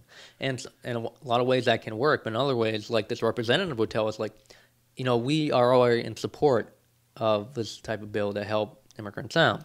You shouldn't be coming to us. Like, you should be going to other people. We understand what you're doing and we appreciate it, but you realize this is not really the way. You really shouldn't be approaching this like this. And the head should be like, oh, okay. It should kind of like not understand, but we're doing good. And it was kind of, and I'm sitting there in the back like, I'm sorry, I'm a part of this. Like, I'm apologizing. I'm like, I'm sorry, guys. I know exactly what you're saying, and I understand. Because I know. Because I read books. Smart kid. Yeah. I'm a smart kid. No, but it's like, because it frustrates me because these organizations get together and then they just cookie cut themselves into a corner. Yeah, that's, anytime you... Like, it's mass production of care. Yeah. You know what I mean? Or special interest groups, like, it's just kind of a... Not to defame They usually get a little cunty after a while, or they lose track of what it is they're trying to do, or they try to force what they're trying to do on someone. It's like, this is the right way, your way is wrong. It's just another group of people who think they have the answer when they necessarily do not. So, who's doing this? No, Can you in? talking a little low, very man low. But no, yeah, I agree. I don't know. It's just weird that, like, when it comes down to it. Where's my mug? Tell me, John. Define your terms. As I say, essentially, the only useful thing for anyone on this planet to do would be to breed, know about agriculture, and learn how to hunt, and maybe build huts. I think, like, if you want to get down to breeding is useful. There's so many goddamn people only to on propagate the species anyway. So as far as like an ideal human society goes, the tribes that are still living indigenously in the fucking rainforest still have it right. That's, as far as the human condition goes, that's what a human being is supposed to do. I don't know. I mean, I think you're doing just the exact thing you're saying you shouldn't do. Right, but then you want to go on the other hand, and because there are only two ends. That's right. There's no in between. There are multitudes of things. But there's no hole. Yeah, it's just then you get the whole society aspect of things, and then like even like what they were doing in the Avengers. It's like, you've got like your massive government agency telling you one thing and it's not true, and they're doing their own thing, and it's like, who's fucking necessarily has the right answer? And no, but I mean, like, I don't know. like, what is the proper way to live? I don't want someone telling me how to live. I'm Well, gonna die. Yeah. I'm gonna die. Well, well, here's the thing. Everyone can take satisfaction and solace in the fact that it's going to end. Yeah. You're going to die. Yeah. Like, there's no way you can avoid it. And Right. that's where we all, as my dad told me, like. That's our one common thing Exactly. we all share. Mortality is our own, Yeah. unless you have an elixir. Whoa. Tuck everlasting. If you're a 5th grade and you're reading that and you hate it, call us now. It's about a or guy who email us. tucks his balls. Everlasting. He always does it. Yeah, I wish that was about it. I would have read that. If I was a kid, it was just such a shitty, like, dumb. Oh, I'm in a pool and now I'm younger, but I'm like, so many years old. I'm like, I don't care. I'm like, I'm gonna go back to reading Age of Apocalypse. At least that's something I can get behind. Yeah, really. Like, it has the same sentiment, emotional sentiment, and Yeah. there's fucking lasers in it. And Yeah. you know what? It's about time travel and theoretical time. That's one of the reasons I gravitate towards comics. I think like when It's a precursor. Yeah, I mean, looking at the Infinity Gauntlet again as an example, and the whole Thanos thing we were talking about. There's a dude who has everything. He has ultimate power. He can create it with the fucking just a thought. He destroyed half the universe with a snap of his fingers. It's one of my favorite panels in that book. He's just like. Just shows him snapping his fingers, and it's like, and just like that, all light is extinguished in the universe. And then a Chantel group behind him starts doo-wopping. But Snap.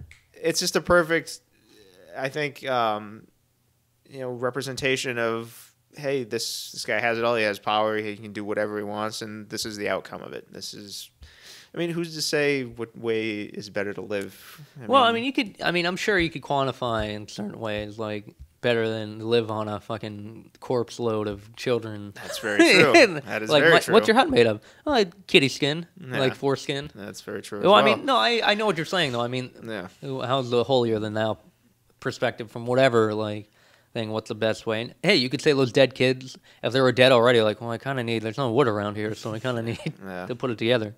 And how do you get the kids to stay together? Well, I actually use glue, and I just put them together because that's how the military uses it. And then I got them out and use their organs as insulation. How do you take out the smell? Well, funny you ask. I put, like the Egyptians used to do, I put all sorts of flowers. Oils, yeah, exactly, and flowers in there. Which actually now I'm doing... not a humane, but now I'm figuring out a way how to use dead kids as a HUD and make it smell nice. Because that would be it. The thing that would ruin me would be the smells, not just like one of the faces in the bedroom just peering out through one of the walls. I'm like, huh, I guess I'll have to fix that tomorrow. That's not creepy. Yeah, just looking, waking up, and I use one of the kids' noses as just like a doorbell. Oh, sorry. All right, I took us down this road. That's pretty morbid. But yeah, go ahead. I'm sorry. I think it's just kind of the whole unification of the world. There seems to be like a whole, that whole New World Order thing. It seems the more you hear about it, and as dumb as a conspiracy it sounds, the more you look at it, the more it's actually happening. But also, you can make the argument then also xenophobic, like, you know what I mean, and just the fact that like we're afraid of everyone together, and just like there are people, and there's also Hitchhiker's Guide to the Galaxy. Just like the more you talk to someone, you could hate them, as opposed to like understand and feel good around them. Yeah. So like, it doesn't mean everyone's going to get along. That doesn't need to happen. Absolutely. It doesn't have to happen. No. It shouldn't happen. You just need to know that this, like, point A to point B is like, listen, we're all on this rock together. We got to make sure we don't necessarily ruin it, so we don't have it in X amount of years. We need clean energy. We need clean water. We need clean food. Yeah. That's what we need. All the rest is just. Well, all the rest is peachy. Whatever happens. Yeah, that's it. Well, that should be our. That should be our that should be our fucking outcome. And I don't think technology is a bad thing. It's just utilization. It's just another tool. Yeah. That's just the thing. And like whether we're using it shittily, which you can make a grand argument for. Oh, like when a new phone comes out every 6 months and everyone's like, I need to get that. Where's the old one? In the trash. Yeah, it's like, hey Apple, why don't you start fucking trying to, or like any company, Samsung or just like Sony, any company, why don't you fucking. Oh, profit, that's great. What will it matter in like 50 years if we're not on that sort of system and use that for robot armies? So, I mean, unification of ideas or just of human decency is what's needed. Yeah, I mean, New World Order, I understand, like, there are degrees of that, I think, that are possible, but we just need to have as a society. And, like, there are a lot of other countries that are more emotionally invested in their government in a way that's just like, and they'll throw people out. And just, they have to be, because we don't need to be at this point, because we're not toiling in the fields, per se. Some groups are in America, but us, we're middle-class white America, pretty much. And, like, we don't tend to that. I mean, just kind of, we don't really deal with that. I can't be bothered. I have paperwork. I do. I have a lot of paperwork to do. But no, that's I don't know. It's shitty. It's shitty I think that's the and general, awesome. I think that's the general reason for us. fucking depression for most of the people in this country. Like, I'm starting to wonder if cancer isn't so much a disease; it is like a psychological. Yeah, I'm really starting to wonder. I'm legitimately curious about that. Like, I'm wondering if it really just isn't a mental fucking. Well, I mean, let's be fair. Physical. There's carcinogens that's very true. that No, alter your very body true. that you can't. But control. it's also a scientific fact that your emotions can affect your physicality. No, I think that's true. Emotions are just it's just fluids that are cycling through your body. Oh, cycling. Oh, there we go. Oh. Yeah, hold on. That was weird. That was part of the cord that just got loose. I'm just wondering if it's like the reason it's so prevalent these days is either just hormones. Yeah, just because everybody's so mentally miserable that it's taking a toll on their bodies physically. Like it's just I wonder if it's really just a physical manifestation of a negative thought process. I think it's part of it. I mean, as much as I think you can't positively think your way out of something, I don't think you can. I mean, there's some ways like healing power of like you tell jokes till it goes away. Yeah. Nah. Patch Adams. No, I mean there are ways. Yeah, you can feel better. Like it's like a balance. Like it shouldn't be one way or the other. You shouldn't. If you're a shitty old man who just complains about everything, or a shitty person who complains about everything, and it's just like fuck. What do you? Then nothing is going to satisfy you. And it's like there's no need for me to fucking do it. Like, all right, buddy, fine, that's great. But like, what do you? All right, then. And I'm not saying just think about something positive every day. It's like no, don't think about do something positive or try to like. There's a difference between like faking yourself into thinking about something or just going out there and trying to create or do something. I agree with you. And I think that's the difference there, and just like that positive and negative. But I understand. And I agree. I mean, because you have to just fucking everyone dies. You just have to know cosmically you matter not as much as you think. Yeah. And just hey, maybe we are the only life form in the universe that we know of that is our type of life form, and the life forms that are just kind of I don't know. I mean, our definition of life, like Tyree's, DeGrasse. Oh shit! What's that brother's name? Sorry, I didn't mean to be so crazy. 70s. Well, no, I do love those 70s. Yeah. Well, I do like 70s funk. Like that's my jam. I love that. And 70 like if I were I wish I was the black man in the 70s with a fro and part of the Black Panthers. But it didn't happen. All right. I'm as pasty as they come. Maybe next life. I actually got whiter as my life went on because I got fucking torched by a thyroid disease. But. Wow, bringing down the room. All right, everybody. Buzz Killington. Buzz Killington.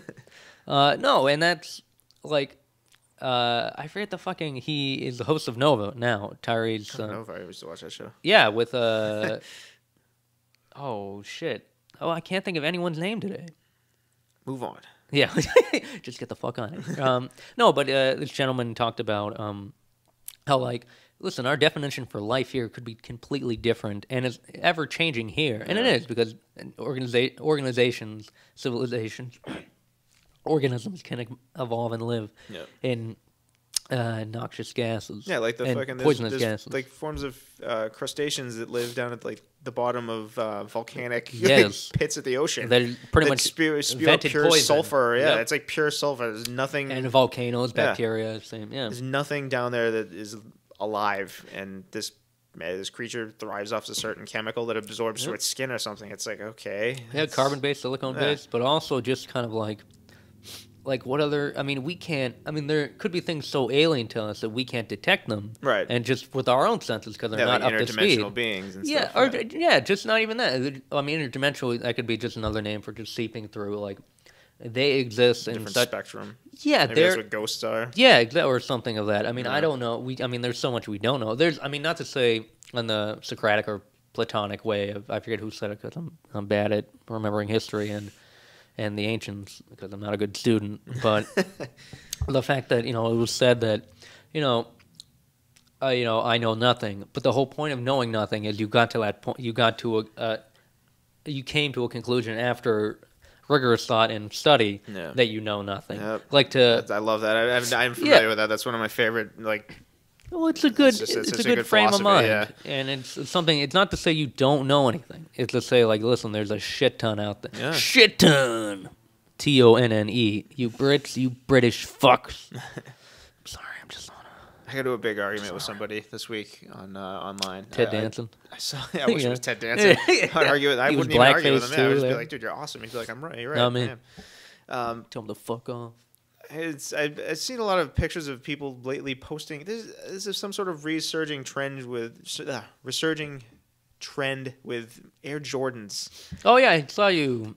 And it was just like something I noticed. Like a lot of people just pictures like themselves holding Air Jordans, or just pictures of their Air Jordan shoes. Yeah, but that's just another it's so fucking, it's just so stupid to me. It's like, sure, all right. But that's the same those thing. Are shoes. Yeah, I know. But it's the same thing. I'm not saying it's right or wrong. Well, whatever. Here's the thing. Is like what I'm trying to say is like I got into this conversation with one of the people who was actually a Jordanite. Yeah.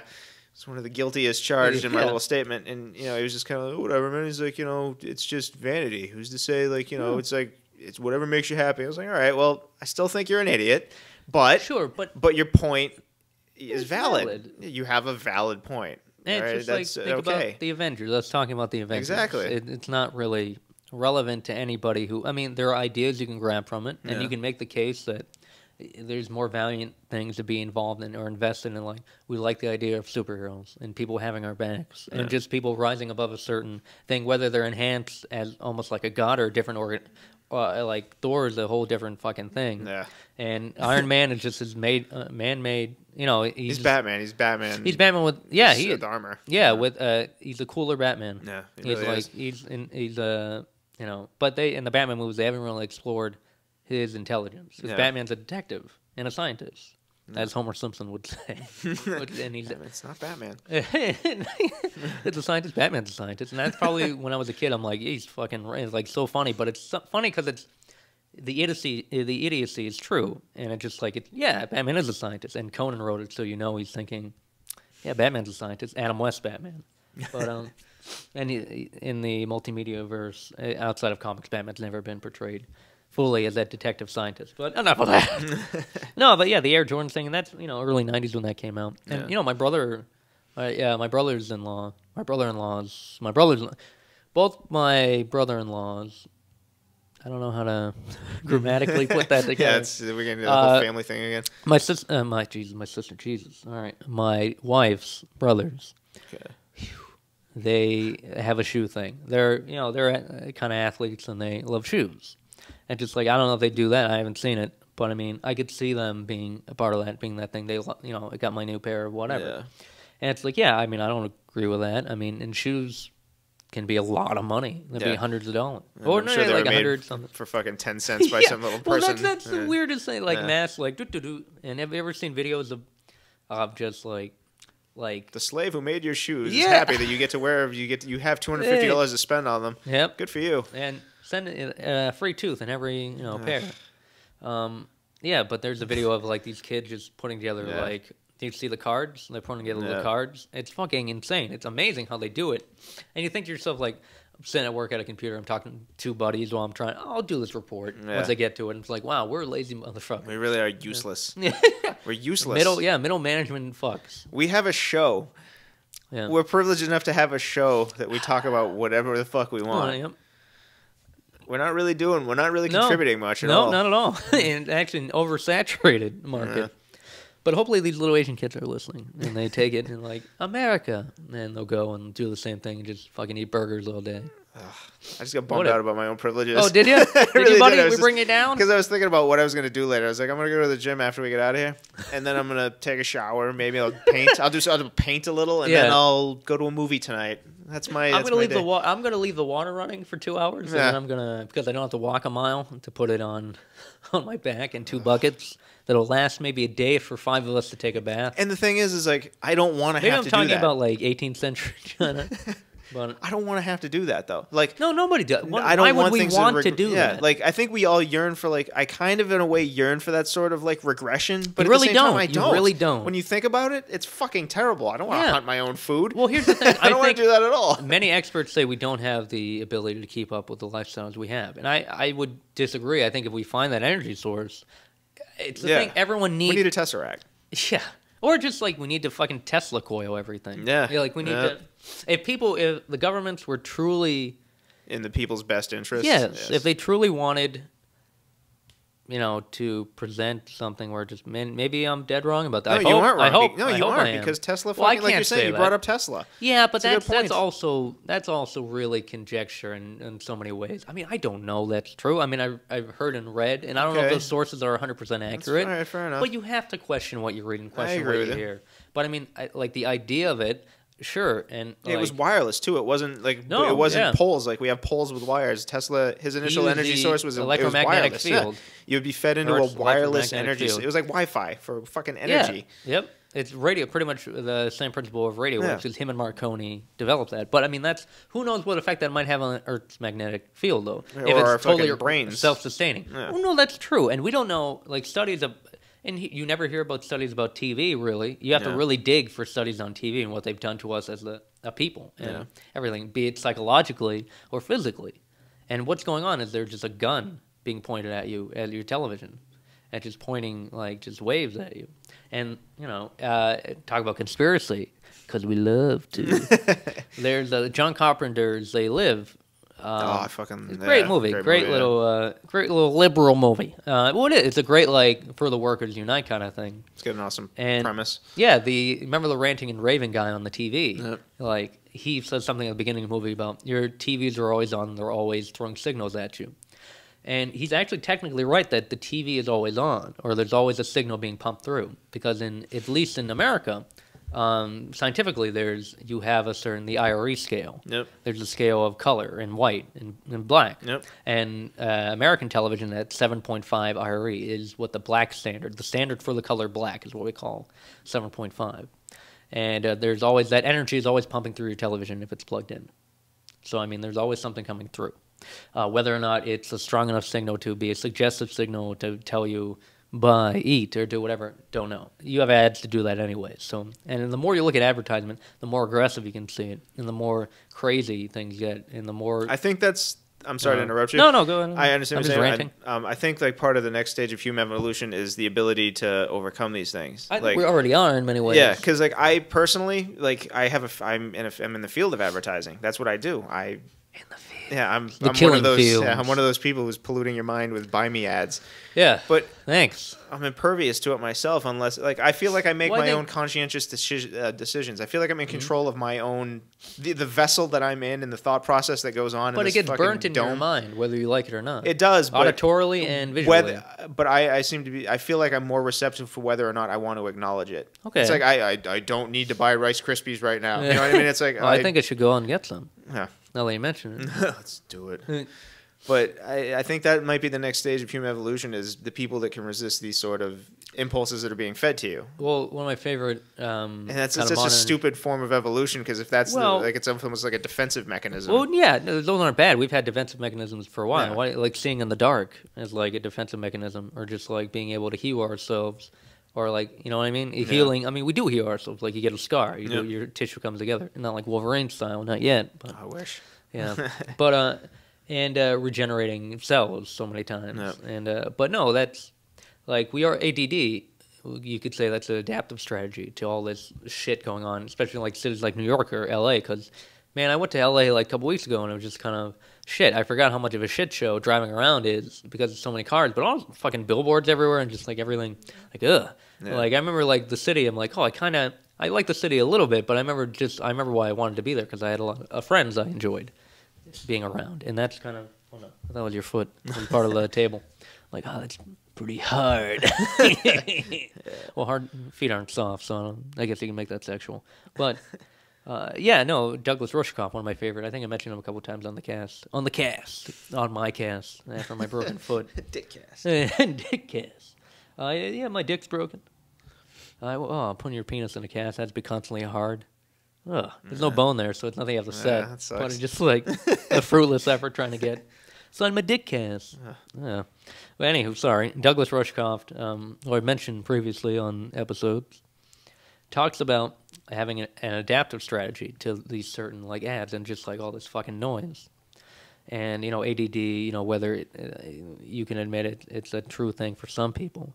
Also, but it's also adaptive strategy to go from attention span. Okay, I'm not paying attention to that. I don't think it's real. I think there are degrees. I mean, just like anything else. I think it's just a person being bored. I think it's just a person being bored and like isn't stimulated enough. I think the person isn't stimulated enough. Like, what do you think that is though? I just think it's the human brain being restless. I just think it's you don't find whatever it is you're doing interesting, so you want to find something interesting to do. Like, I personally can't occupy my time enough. If I have any downtime lately, I think that's why I don't watch TV anymore or like any of that shit. You need to be 2 or 3 things at once. Yeah, I feel like if I'm not doing something like I feel is constructive or worth my time, it's a complete waste of time. Like, I need to be creating something or doing something like that's gonna make my brain fucking, fire up some of the pistons going on there. And like, I feel like that's just a dulling effect. I really do feel like it brings nothing of interest or that's going to benefit my life really. Unless it's Game of Thrones, which I will happily watch for an hour. I will dedicate an hour of my time to that because it's well written. I feel like I feel like it has to be interesting. It has to do something to catch my interest. That's why I like going to a theater, because I'm taking my time. But even like the Avengers Day, I couldn't fucking, like, we're all talking, hanging out. It's like, I knew, like, for a second, I'm like, wow, this is kind of shitty, because we're all just kind of, it was great. It was fun. But it's just like, it's a way to experience something. But I think that's a little different. I think if you're in a theater, it's a shared experience. And like, we're all experiencing it in our own way, but at the same time, we're all kind of there for the same reason. So like, everyone kind of, like, I would just look over at you a few times and you're like, yeah. You know what I mean? It's like we're sharing an experience, but each like enjoying it in our own way. Avengers? Or Avengers. Oh, yeah. I remember I hit you a couple of times when, I forget when, like, well, I think it was just, maybe Black Widow's bum was just kind of right there. Which was kind of, and Lena, right next to her friend Lena, who also went to Avengers party. It was pretty awesome. We were going back and forth like, and I wanted to see Jeremy because I couldn't. I was talking to him a lot. Oh yeah. Well, it was awesome. I heard and just like I do, as much as I've argued with a couple people about like not seeing it that night, like a midnight showing. I don't know, something like that. That is the experience I like about a movie. It was fun. I love going to the movies like that, and even as a kid or even as a teenager, like. As a kid, you go to the movies, you can go anytime, and it'd be awesome. And a teenager, you kind of up your ante, and you go during a midnight screening. Or go to, like, like you see an old movie on the screen for the first time, like Casablanca, or fucking Chinatown, or fucking Big Trouble in Little China. Or like Frankenhooker this weekend. Frankenhooker, yeah. Oh, yeah, that is tonight. Yeah.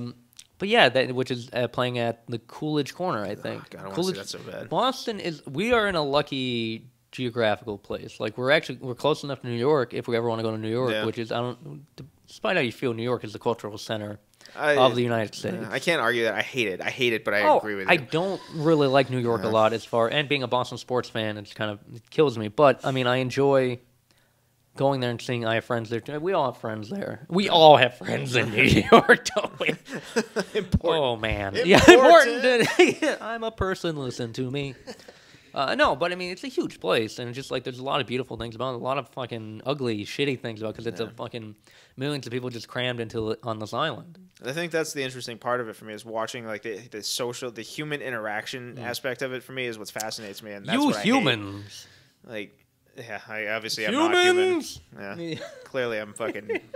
Well, I mean, when the cadence, I know linguistic kind of like, I just want you to be like pretentious. Sitting at it. No, not I even just took that. out my pipe. I was like, well, not even pretentious per se, but just kind of like this out of almost the cosmic equivalent of not a hillbilly, but just an out of towner, just kind of like some I am the watcher. I'm convinced I'm the watcher. Like, oh, you humans. And just kind of like looking down, you silly human.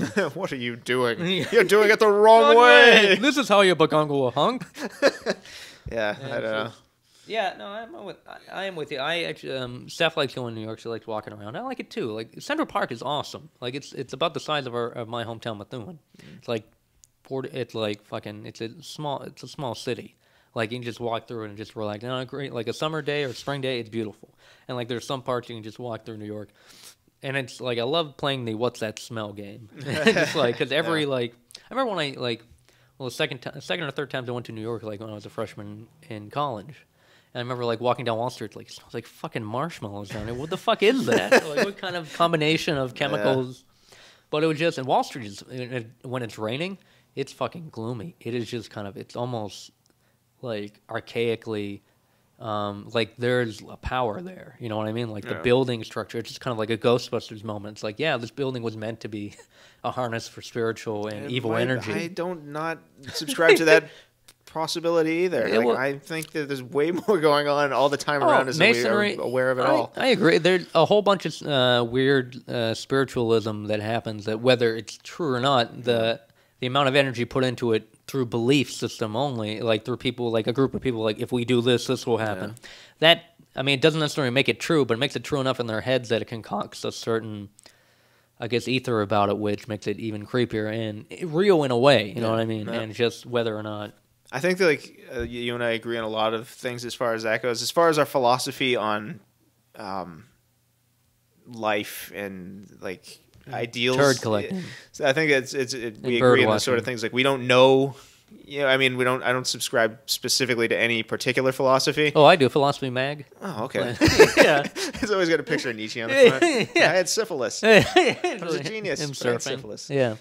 It took me down. I'm fascinated by all of it. I'll listen to any side of argument. I think that's the best part of it. Is like that's the best way to go about this particular life. I think is like just being receptive to everything around you. Yeah, I think to a degree. I think you have to be marveled. Everything you look at's a marvel if you think about it. It's amazing. Yeah, it is. But you be open to things, but I quickly, as you know me, knock something down. And that's good though. That's there are degrees of that are good. Yeah, I mean, just like but because sometimes I'll get a little too into something, and then like it's just a good fucking. Oh yeah, too into it. Good point. Yeah, into it. Sexual. That's all I think about because I entered. I spoke at the top of the hour, top of the podcast about because now the more like when you say you can masturbate and just like when that right is taken away from you by yourself, you're just like no, I can't. It's something like I'm willing. I've never really done that to myself. It's weird. It's weird because it's like I look like I'm a fucking junkie just withdrawing. Like I'm not. Yeah, it's good. I have like the weird fake smile. Like yeah, I feel better. But like a junkie after like a week of dude, it's a fucking Betty Ford. It doesn't do it for me anymore. Like whacking off. It's a fucking when you go to weird. It's a fruitless effort. Like when you're having a fruity effort. I'll tell you. When you actually getting laid, it's so much better. It's so much better. Like the loads you blow when you're fucking having sex.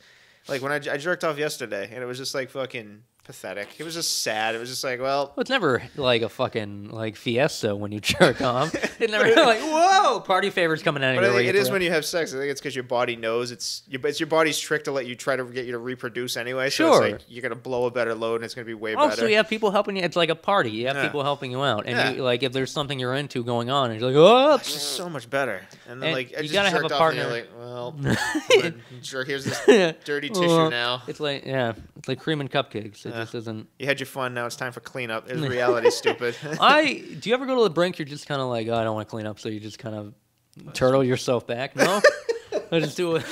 It's getting too weird on the podcast. No, I might have done. I've probably done that. I don't because I don't think I've done cleanup in some time because I've maybe and it's worse because then I'll like suit back up and go into my civvies and then go to the bathroom and then just like, oh, there's jism in my pants. Oh, you just blow right in your pants? Not, but it was like kind of seep a little and like, you know what I mean? Like when you urinate sometimes and just like, oh, you don't get dabble. Like that one drop of, that one drop of piss. Like it'll happen, like one of those will go if I just hold back.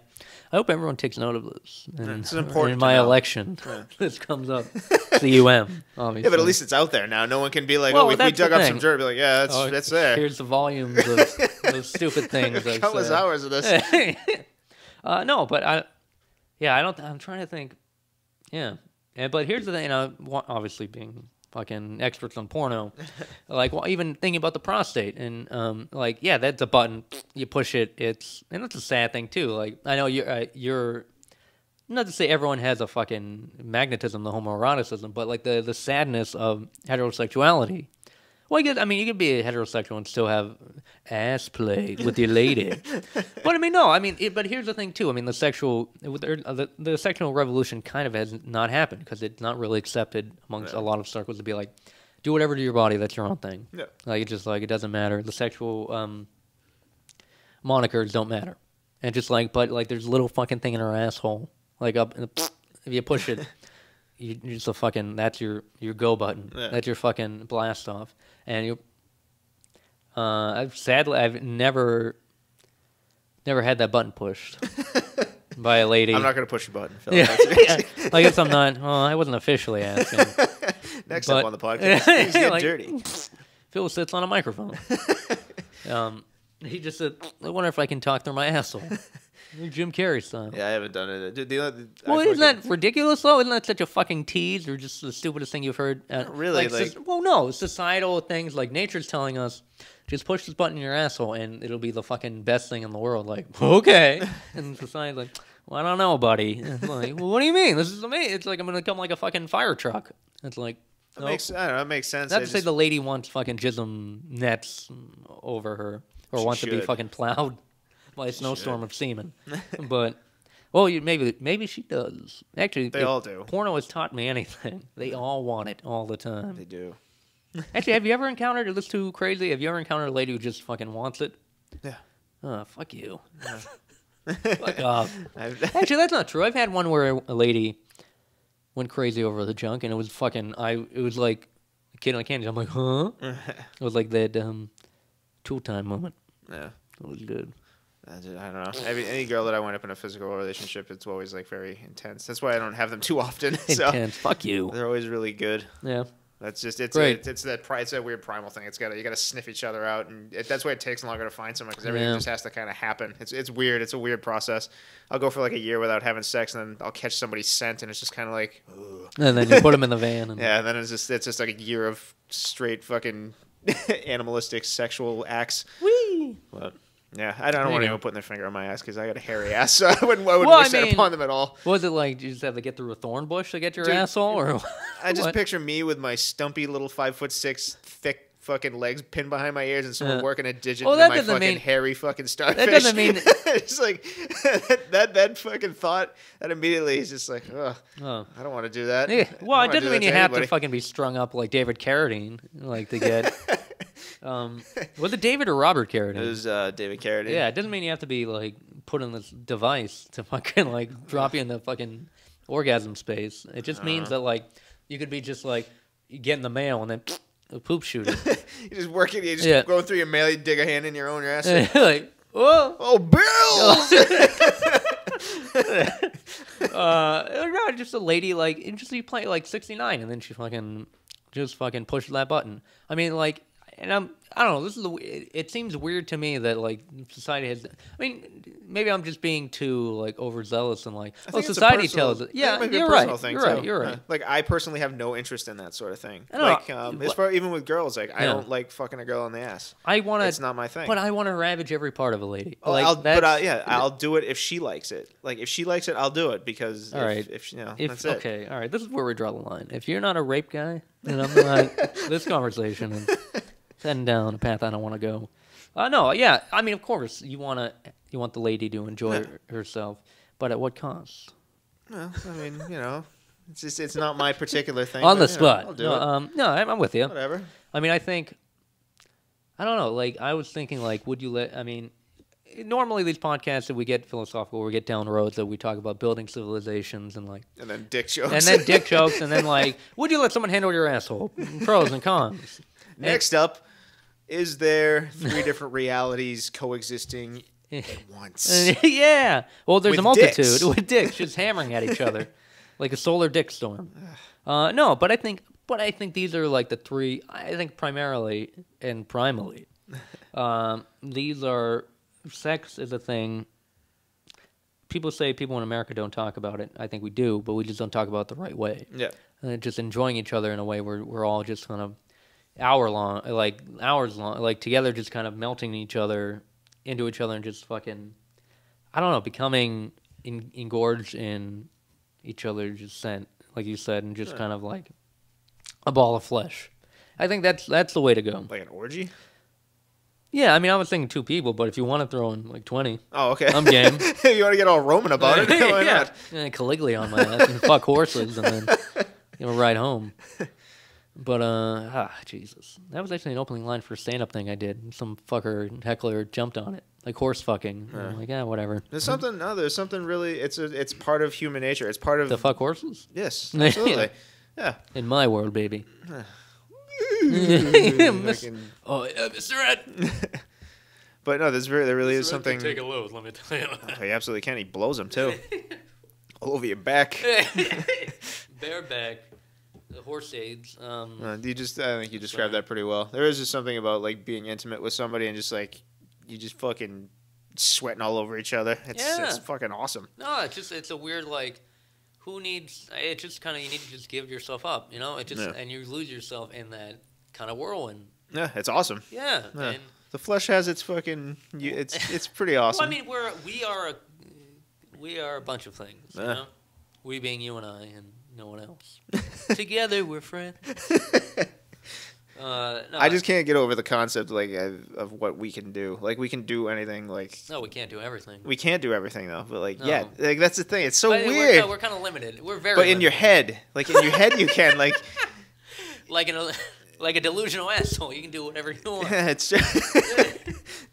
But I think that's interesting though that like you said, the delusional part of like our mentality is what comes out in our art. Our godlike aspirations are what we put into our creativity. We want to hunt the buffalo. How do we do it? We draw a picture about it, and the caves in France, and then you know, which they found. Like, there's this great documentary on Netflix. I forget what it's called. You probably heard about it or know about it. Oh shit! I think. Oh yeah, there we go. Things went downhill for a second. What was it? Yeah, there was a documentary about cave drawings in France. And just like how they found all the shit, fuck, the German director. No, I'm just trying to think of the director who came out with it. It's a pretty famous director. I'm losing it. Not Verhoeven. I forget who did. That's all right, man. Hard drive can only hold so much space. Yeah, I know. You got a lot up there. Not really. It's a whole porn. It's a whole fucking. I didn't say all of it was useful. Yeah, fair enough. Good point. No, it's all the cave drawings in France and how much more extensive all those drawings were and how, you know, they did this all they did a lot for entertaining as more as storytelling with mushroom culture too is another aspect of it. Ooh, drugs and hugs. Singing mood. Go ahead. I'm sorry, continue. No. That's pretty much like the documentary about that. I don't know as much more, but just like, you're talking about the delusion or kind of. That's where the art begins. We bring it back to comic books and being the precursor towards sci-fi stuff, like in Star Trek too. But like, you know, Nick Fury's shield, like laser guns and communicators and all sorts of stuff. Yeah. And, you know, sci-fi novels, comics, or movies or whatever. They're all ideas or dreams or precursors towards the reality. And that's how Tesla saw a lot of designs too. He dreamt them. And he fucking made them. Yeah, that's amazing. Like the fact, like I'm amazed right now that the band Tesla. You're talking into a microphone that's hooked up to a box that goes to your computer, and we're recording our stupid voices. Vagina. Yes, box VAG. But you know the fact that technology exists, and we just kind of take it for granted. I mean, it's just there. It's just like, that's there. I need this to do this. If we didn't, and that's why it's important to know more about it as much as you can, and just to know. Knowing how to do something like that, like we were talking, like either dig a ditch or just know how to one of these things works, and being able to be willing to do that. I mean, I think it's important. I mean, the thing is, you have to be self-sufficient. If things come down, you have to be able to, I don't know, build again, and that's kind of that's a big thing. Oh, what is going on with this guy? You cutting in and out? No, oh, that's all right. Yeah, a little bit.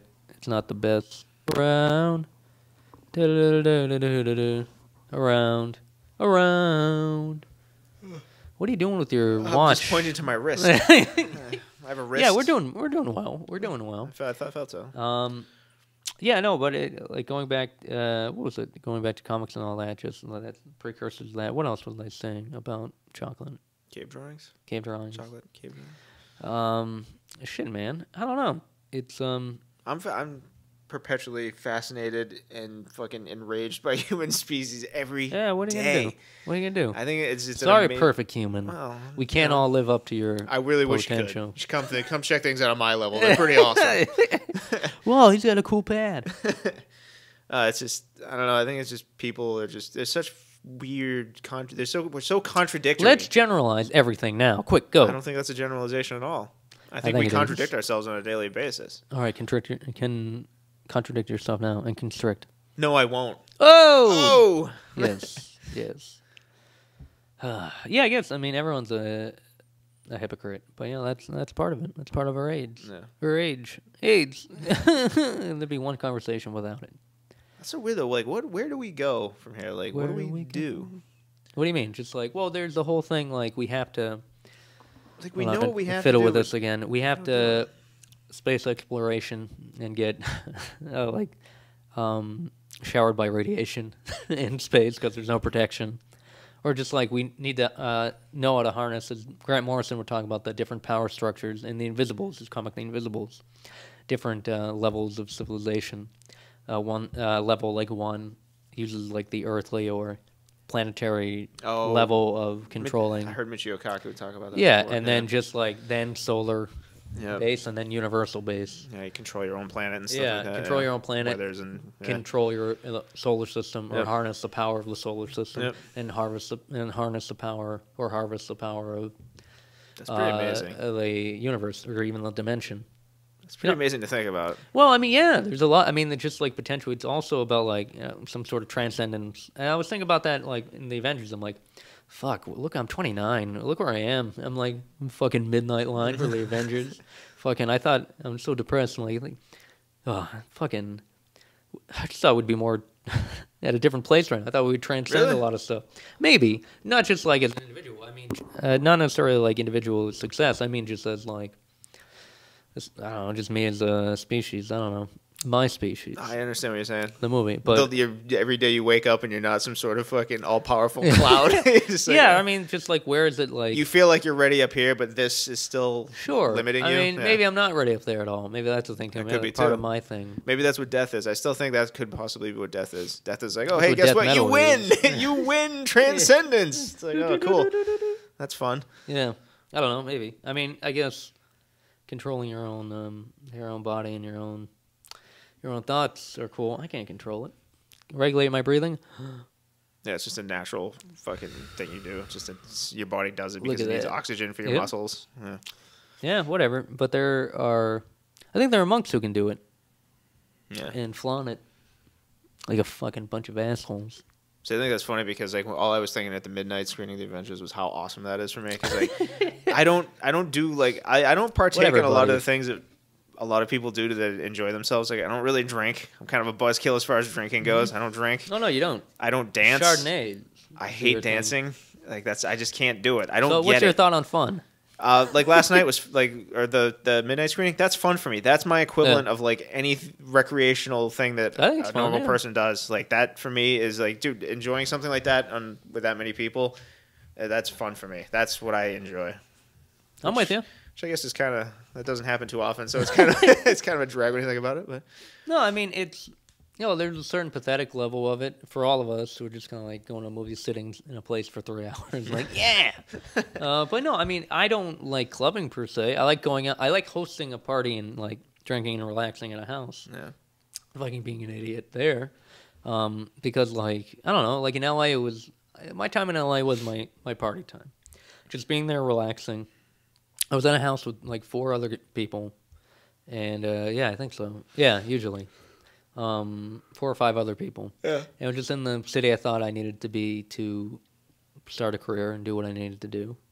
And we'd have parties there, and it was a house, and we had people there, and we'd drink and do whatever. I didn't smoke as much out there. I think I smoked once or twice when I was out there, not a lot, because it just wasn't the same kind of connection, because the people I was with, they weren't necessarily drinkers, but they didn't really smoke either. Yeah. So, but we had parties, and it was a fun time. And it was without my monk, Steph. Like, all our sorry for lending the world, no. And that was the thing. That was tough not having there. But also I was there just doing whatever, and it was. It's weird. It's like you're in. I don't know. I can't explain. I mean, I could maybe without getting in trouble. I think your environment affecting your mentality. Yeah, of course. Ever since I moved, dude. Ever since I moved, I've been fucking ecstatic. I've been good.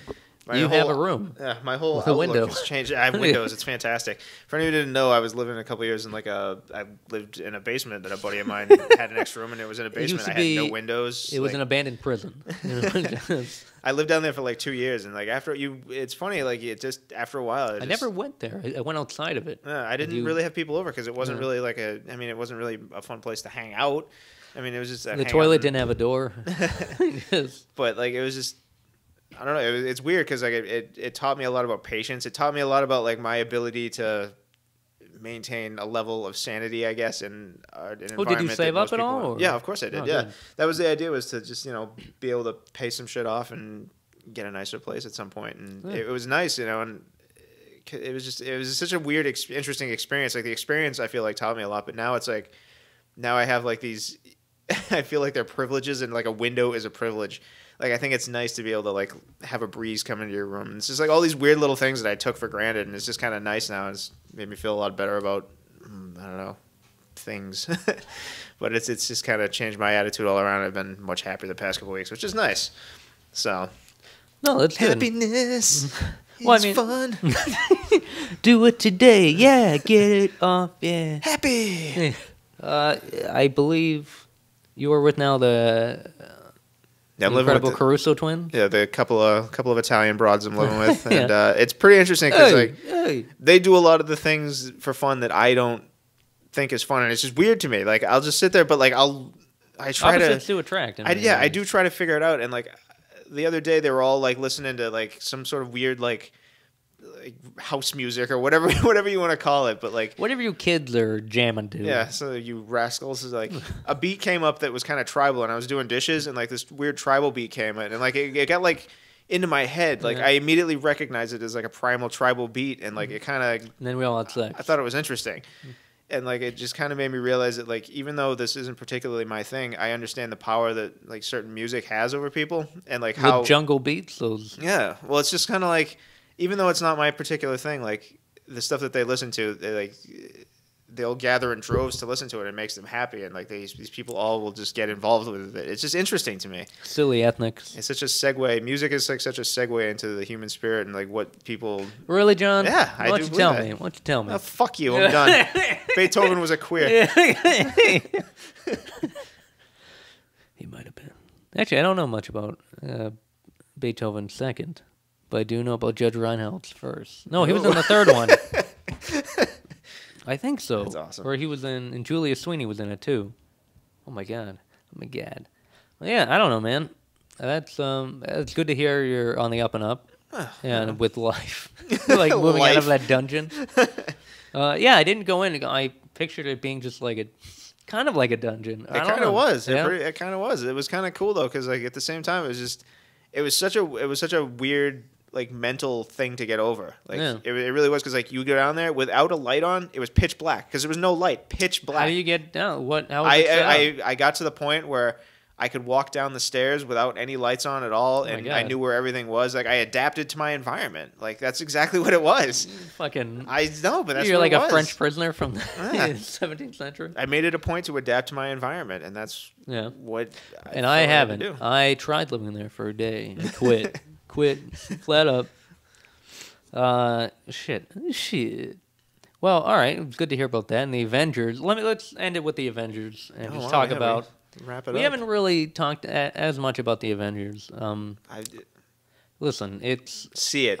See it. Fucking it's great. See it. It's good. If you're a nerd, if you enjoy the Avengers and if you enjoyed what you've seen from the Marvel movies thus far, you'll love it. Yeah, see it and give it money, because it's all right. First of all, it's already made most of its money back. It's already made all of its money back. Well, no, we can't. We can't account for advertising. Yeah, and advertising is a big. I think it will make its money back surely by a fucking ton, but. And hopefully that'll encourage them to bring Josh Whedon back. I need him to come back. Yeah, he needs to come back for not Josh, as I've been next. saying. Avengers 2. I know Iron Man 3 is coming out. I think that's the next thing is Iron Man 3. That's Shane Black, yeah. But the whole, I think that's what bothered me a lot about the Avengers, like the credit scene, that a lot of people didn't understand how fucking important that is. It opens up a lot of windows. Where that makes the story go.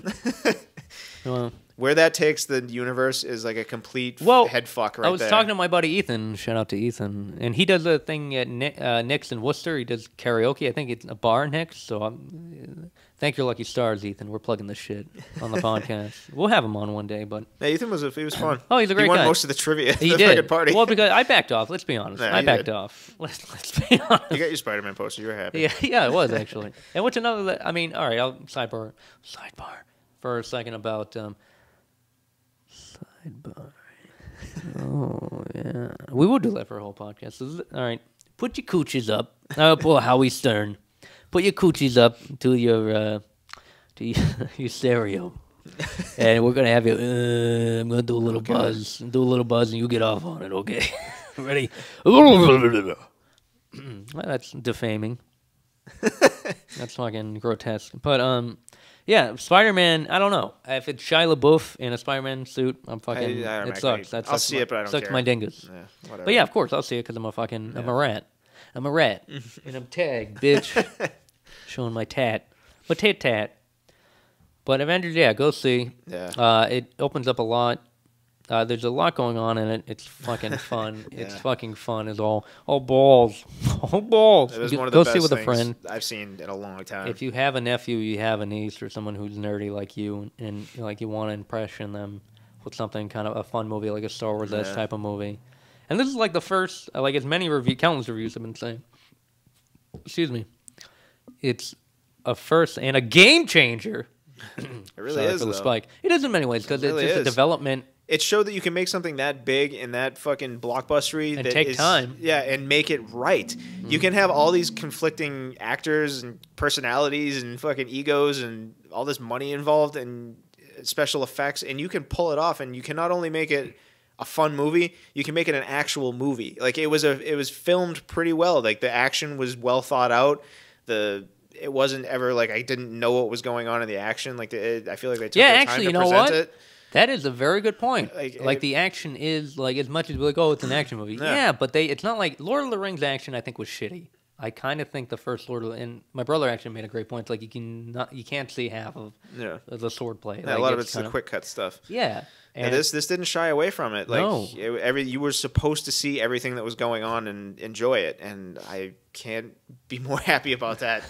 It was so nice to see like these icons of your fucking like 30 years of your life just going at it. Excuse me, I'm 29, so I haven't hit that 30. I'm a little old. He's a little old. But the whole thing at the end, that just like I almost had like nerd tears because it was just like seeing that big fucking purple idiot smile at the fucking camera. It's the like Mad Titan. Yeah, you have no idea what that leads into. That leads into the fucking potential for like, that could change filmmaking. Like, how are you gonna do that? Like, how are you?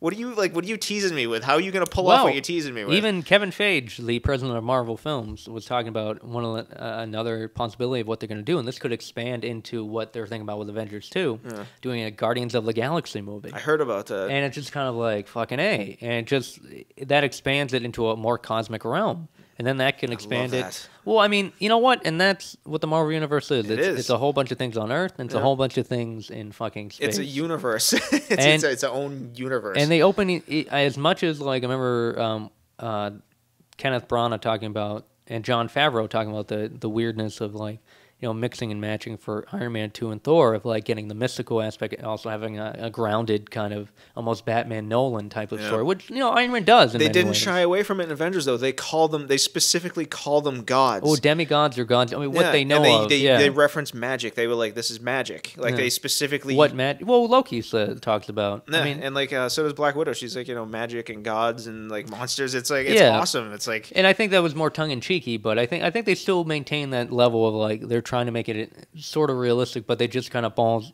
like you say, balls out on it. They just go for it and just kind of attack it for what it is. I think that's great. I love that they didn't try to fucking. It's like, oh, come on, let's take it down in reality. It's like, it isn't reality. None of it is. And like, I love that they're embracing it rather than shying away from it. It's like that's what we need. It's like, you can't make this giant.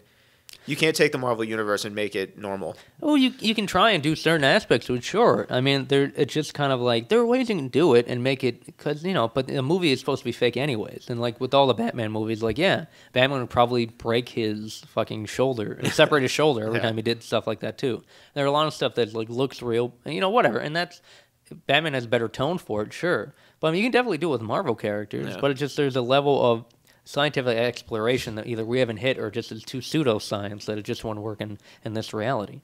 But I mean, I think it's interesting to find that middle ground. I think that's always kind of cool because it leads to, like, the super soldier thing. It's totally a thing that absolutely. It's like an enhancement of it's just like anything else. Thor, it's a completely different thing. He's an alien essentially, you know, and he talks about the realms being are, you know, planets, and Thanos is on like just this belt. This asteroid belt, which he's supposed to be from Jupiter's moon, one of Jupiter's moons, Titan, and hence I keep saying the Mad Titan because I like sounding smart.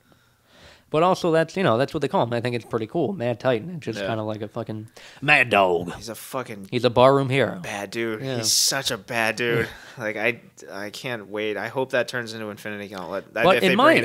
Guardians of the Galaxy could open up some shit like that. But, I mean, you're also opening up a can of worms because you have to, I mean, you have so many fucking characters, so much shit to do. Yeah. It could be too much trouble. That's why I think it's... I think that's why that tease is like. That's why that tease is so important. It's like that's huge. Like, how do you pull off what you're doing? Well, but here's the thing: you're assuming that they already have that plan charted for that. They might not, and they could go so many different ways. And that's the thing with these. I mean, as much as they had the plan back in 2006, because I remember being in San Diego Comic-Con and working in LA and within the system. Yeah, I was big shot. You heard it here. Yep. No, but I mean, like, it was weird because a buddy of mine, not a buddy of mine, he was a prick. He probably still was a prick because he was a prick then.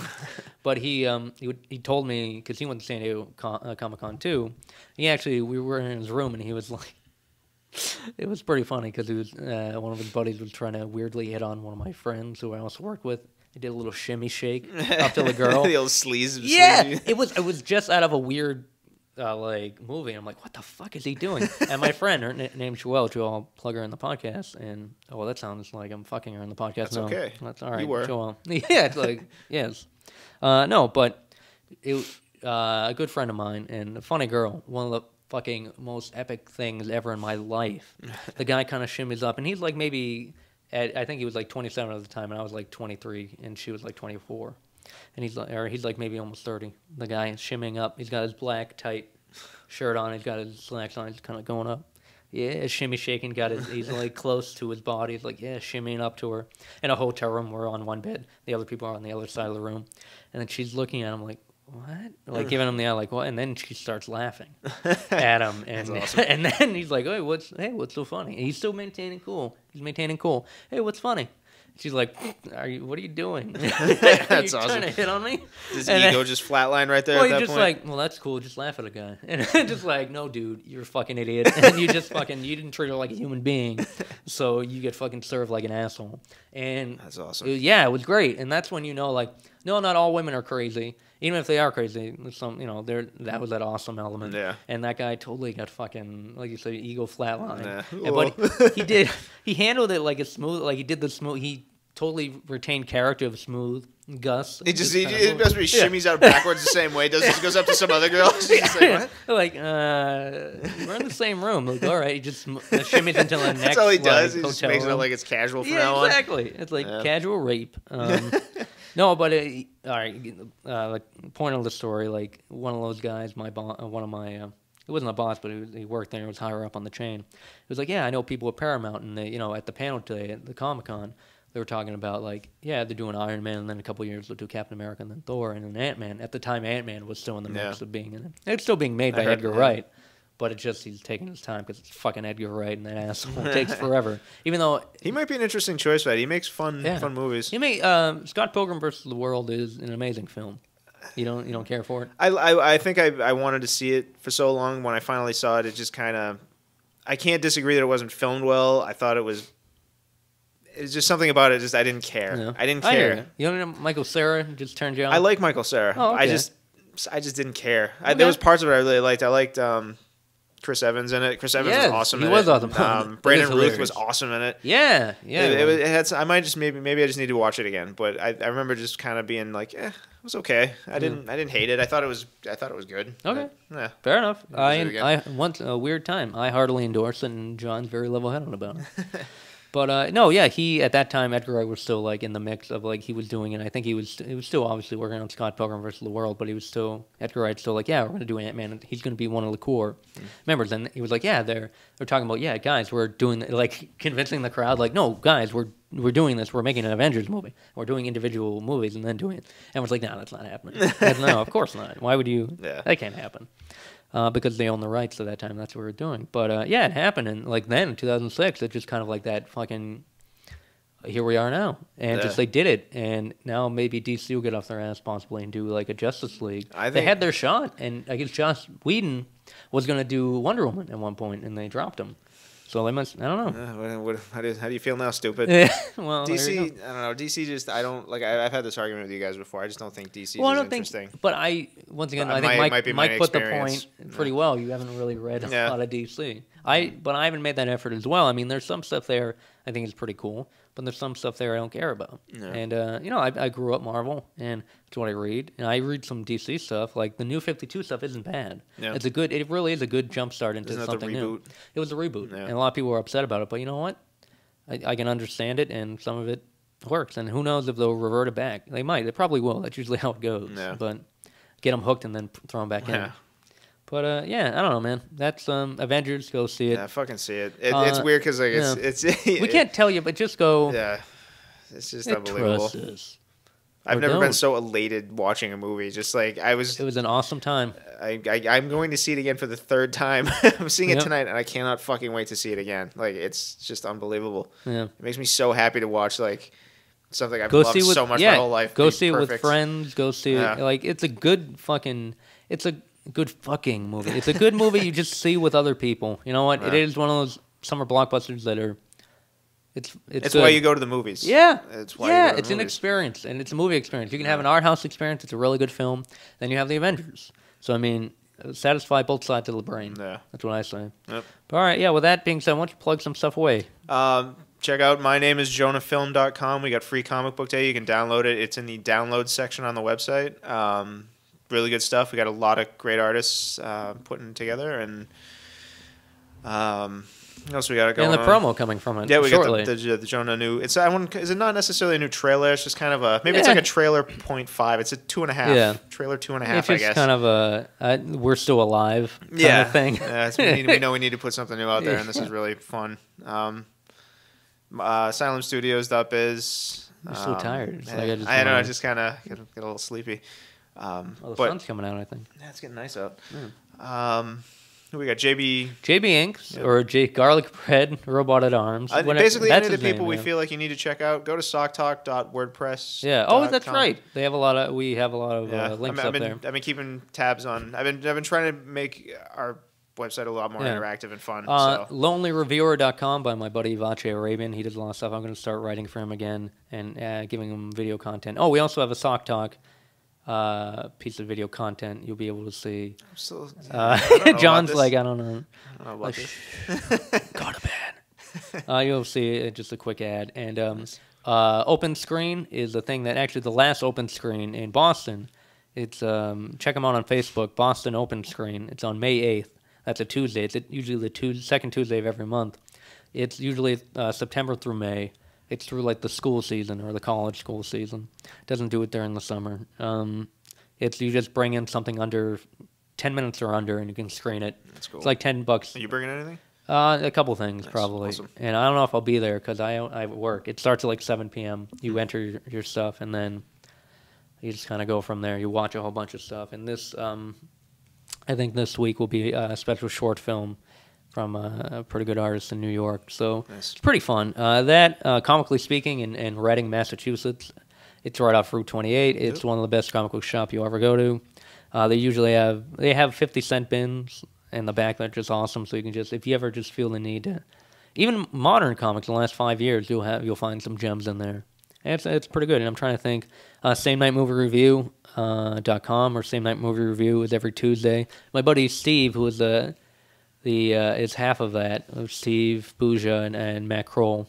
Steve is actually he didn't do this particular thing last year, but what he did last year, he hiked the Appalachian Trail, for like a month or so. Now he's taking like a couple months to hike up the Pacific coast. That's awesome. Yeah, I know. He was my old roommate in college, and he's a great guy. And he's lived in New York for since 2005, I think, fall 2005, and he just, he's up and down. And he's he's like, fuck it, I'm doing this, and doing it for a couple months. Good for him.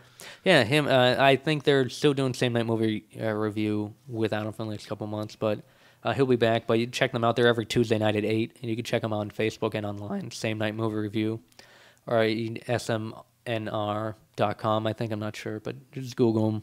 And trying to think what else. Who? Sean Harder, Dan Wilder, 13. Pat Kelly. Just look at the artists for Comic Book Day for My Name Is Jonah. They're all they're great. A lot of our little projects, we kind of try to tie Sock Talk into like all of our little projects we got going on. We've got a lot of good stuff coming out pretty soon. It's all kind of just coming to a head. So Shook. There's a good ad for Shook in there.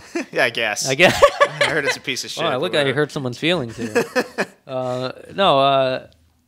There's a lot of good stuff in it. Yeah, like John was saying, we try to tie everything together. I think we're finally coming back into a fucking full head of steam here again. Yeah, my buddy Matt Newcomb, he has a podcast I forgot all about. Do you remember the name of it? I'm sorry, Matt. Yeah, I'm sorry. I can look it up right now. No, I can't. Yeah, we gotta go. Well, Matt Newcomb, you can check out his podcast. Yeah. Because he listened, he gave us a glowing review. Thank you very much. We have to get together with his podcast and listen listen to a little cross-pollination. Yeah, the Nerdist podcast is a great one. WTF with Mark Maron. If you love comedy and you love just hearing from comedians and just sketch writers and writers of comedy and producers of comedy and all that good stuff, listen to that. It's always good. Just listening to the John Glazer interview, and he was a guy on Conan, and he does Relocated, I think, that show on not Comedy Central, but the Cartoon Network.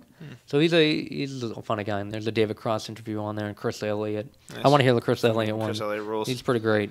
And Michael J. Nelson and the rest of Riff Tracks. Listen to them. I'd love to get like an ad for them and put it on here. I would love to be able to get him on like a show. Yeah, I mean, we could probably do it. We probably could. Yeah, but I mean, awesome. I'd love to just get, we'd love to have an audio thing we can put like for the podcast. We'd love just to do that. We'll do it. We'll figure it out. And once again, try to insult as many companies as we can so we can tell them. We've been told by Nabisco that it doesn't cause syphilitis or syphilitis, it's just a combination of things. It's like doesn't cause diabetes. Hoover wanted to claim that their vacuums didn't cause fucking dementia. But yeah, we know the truth. Bye, Hoover. You demented fuck. All right, you fucks. Whoa. Back in 2 weeks. Cool I guess. Yeah. This extreme. Yeah, see Avengers, see Battleship.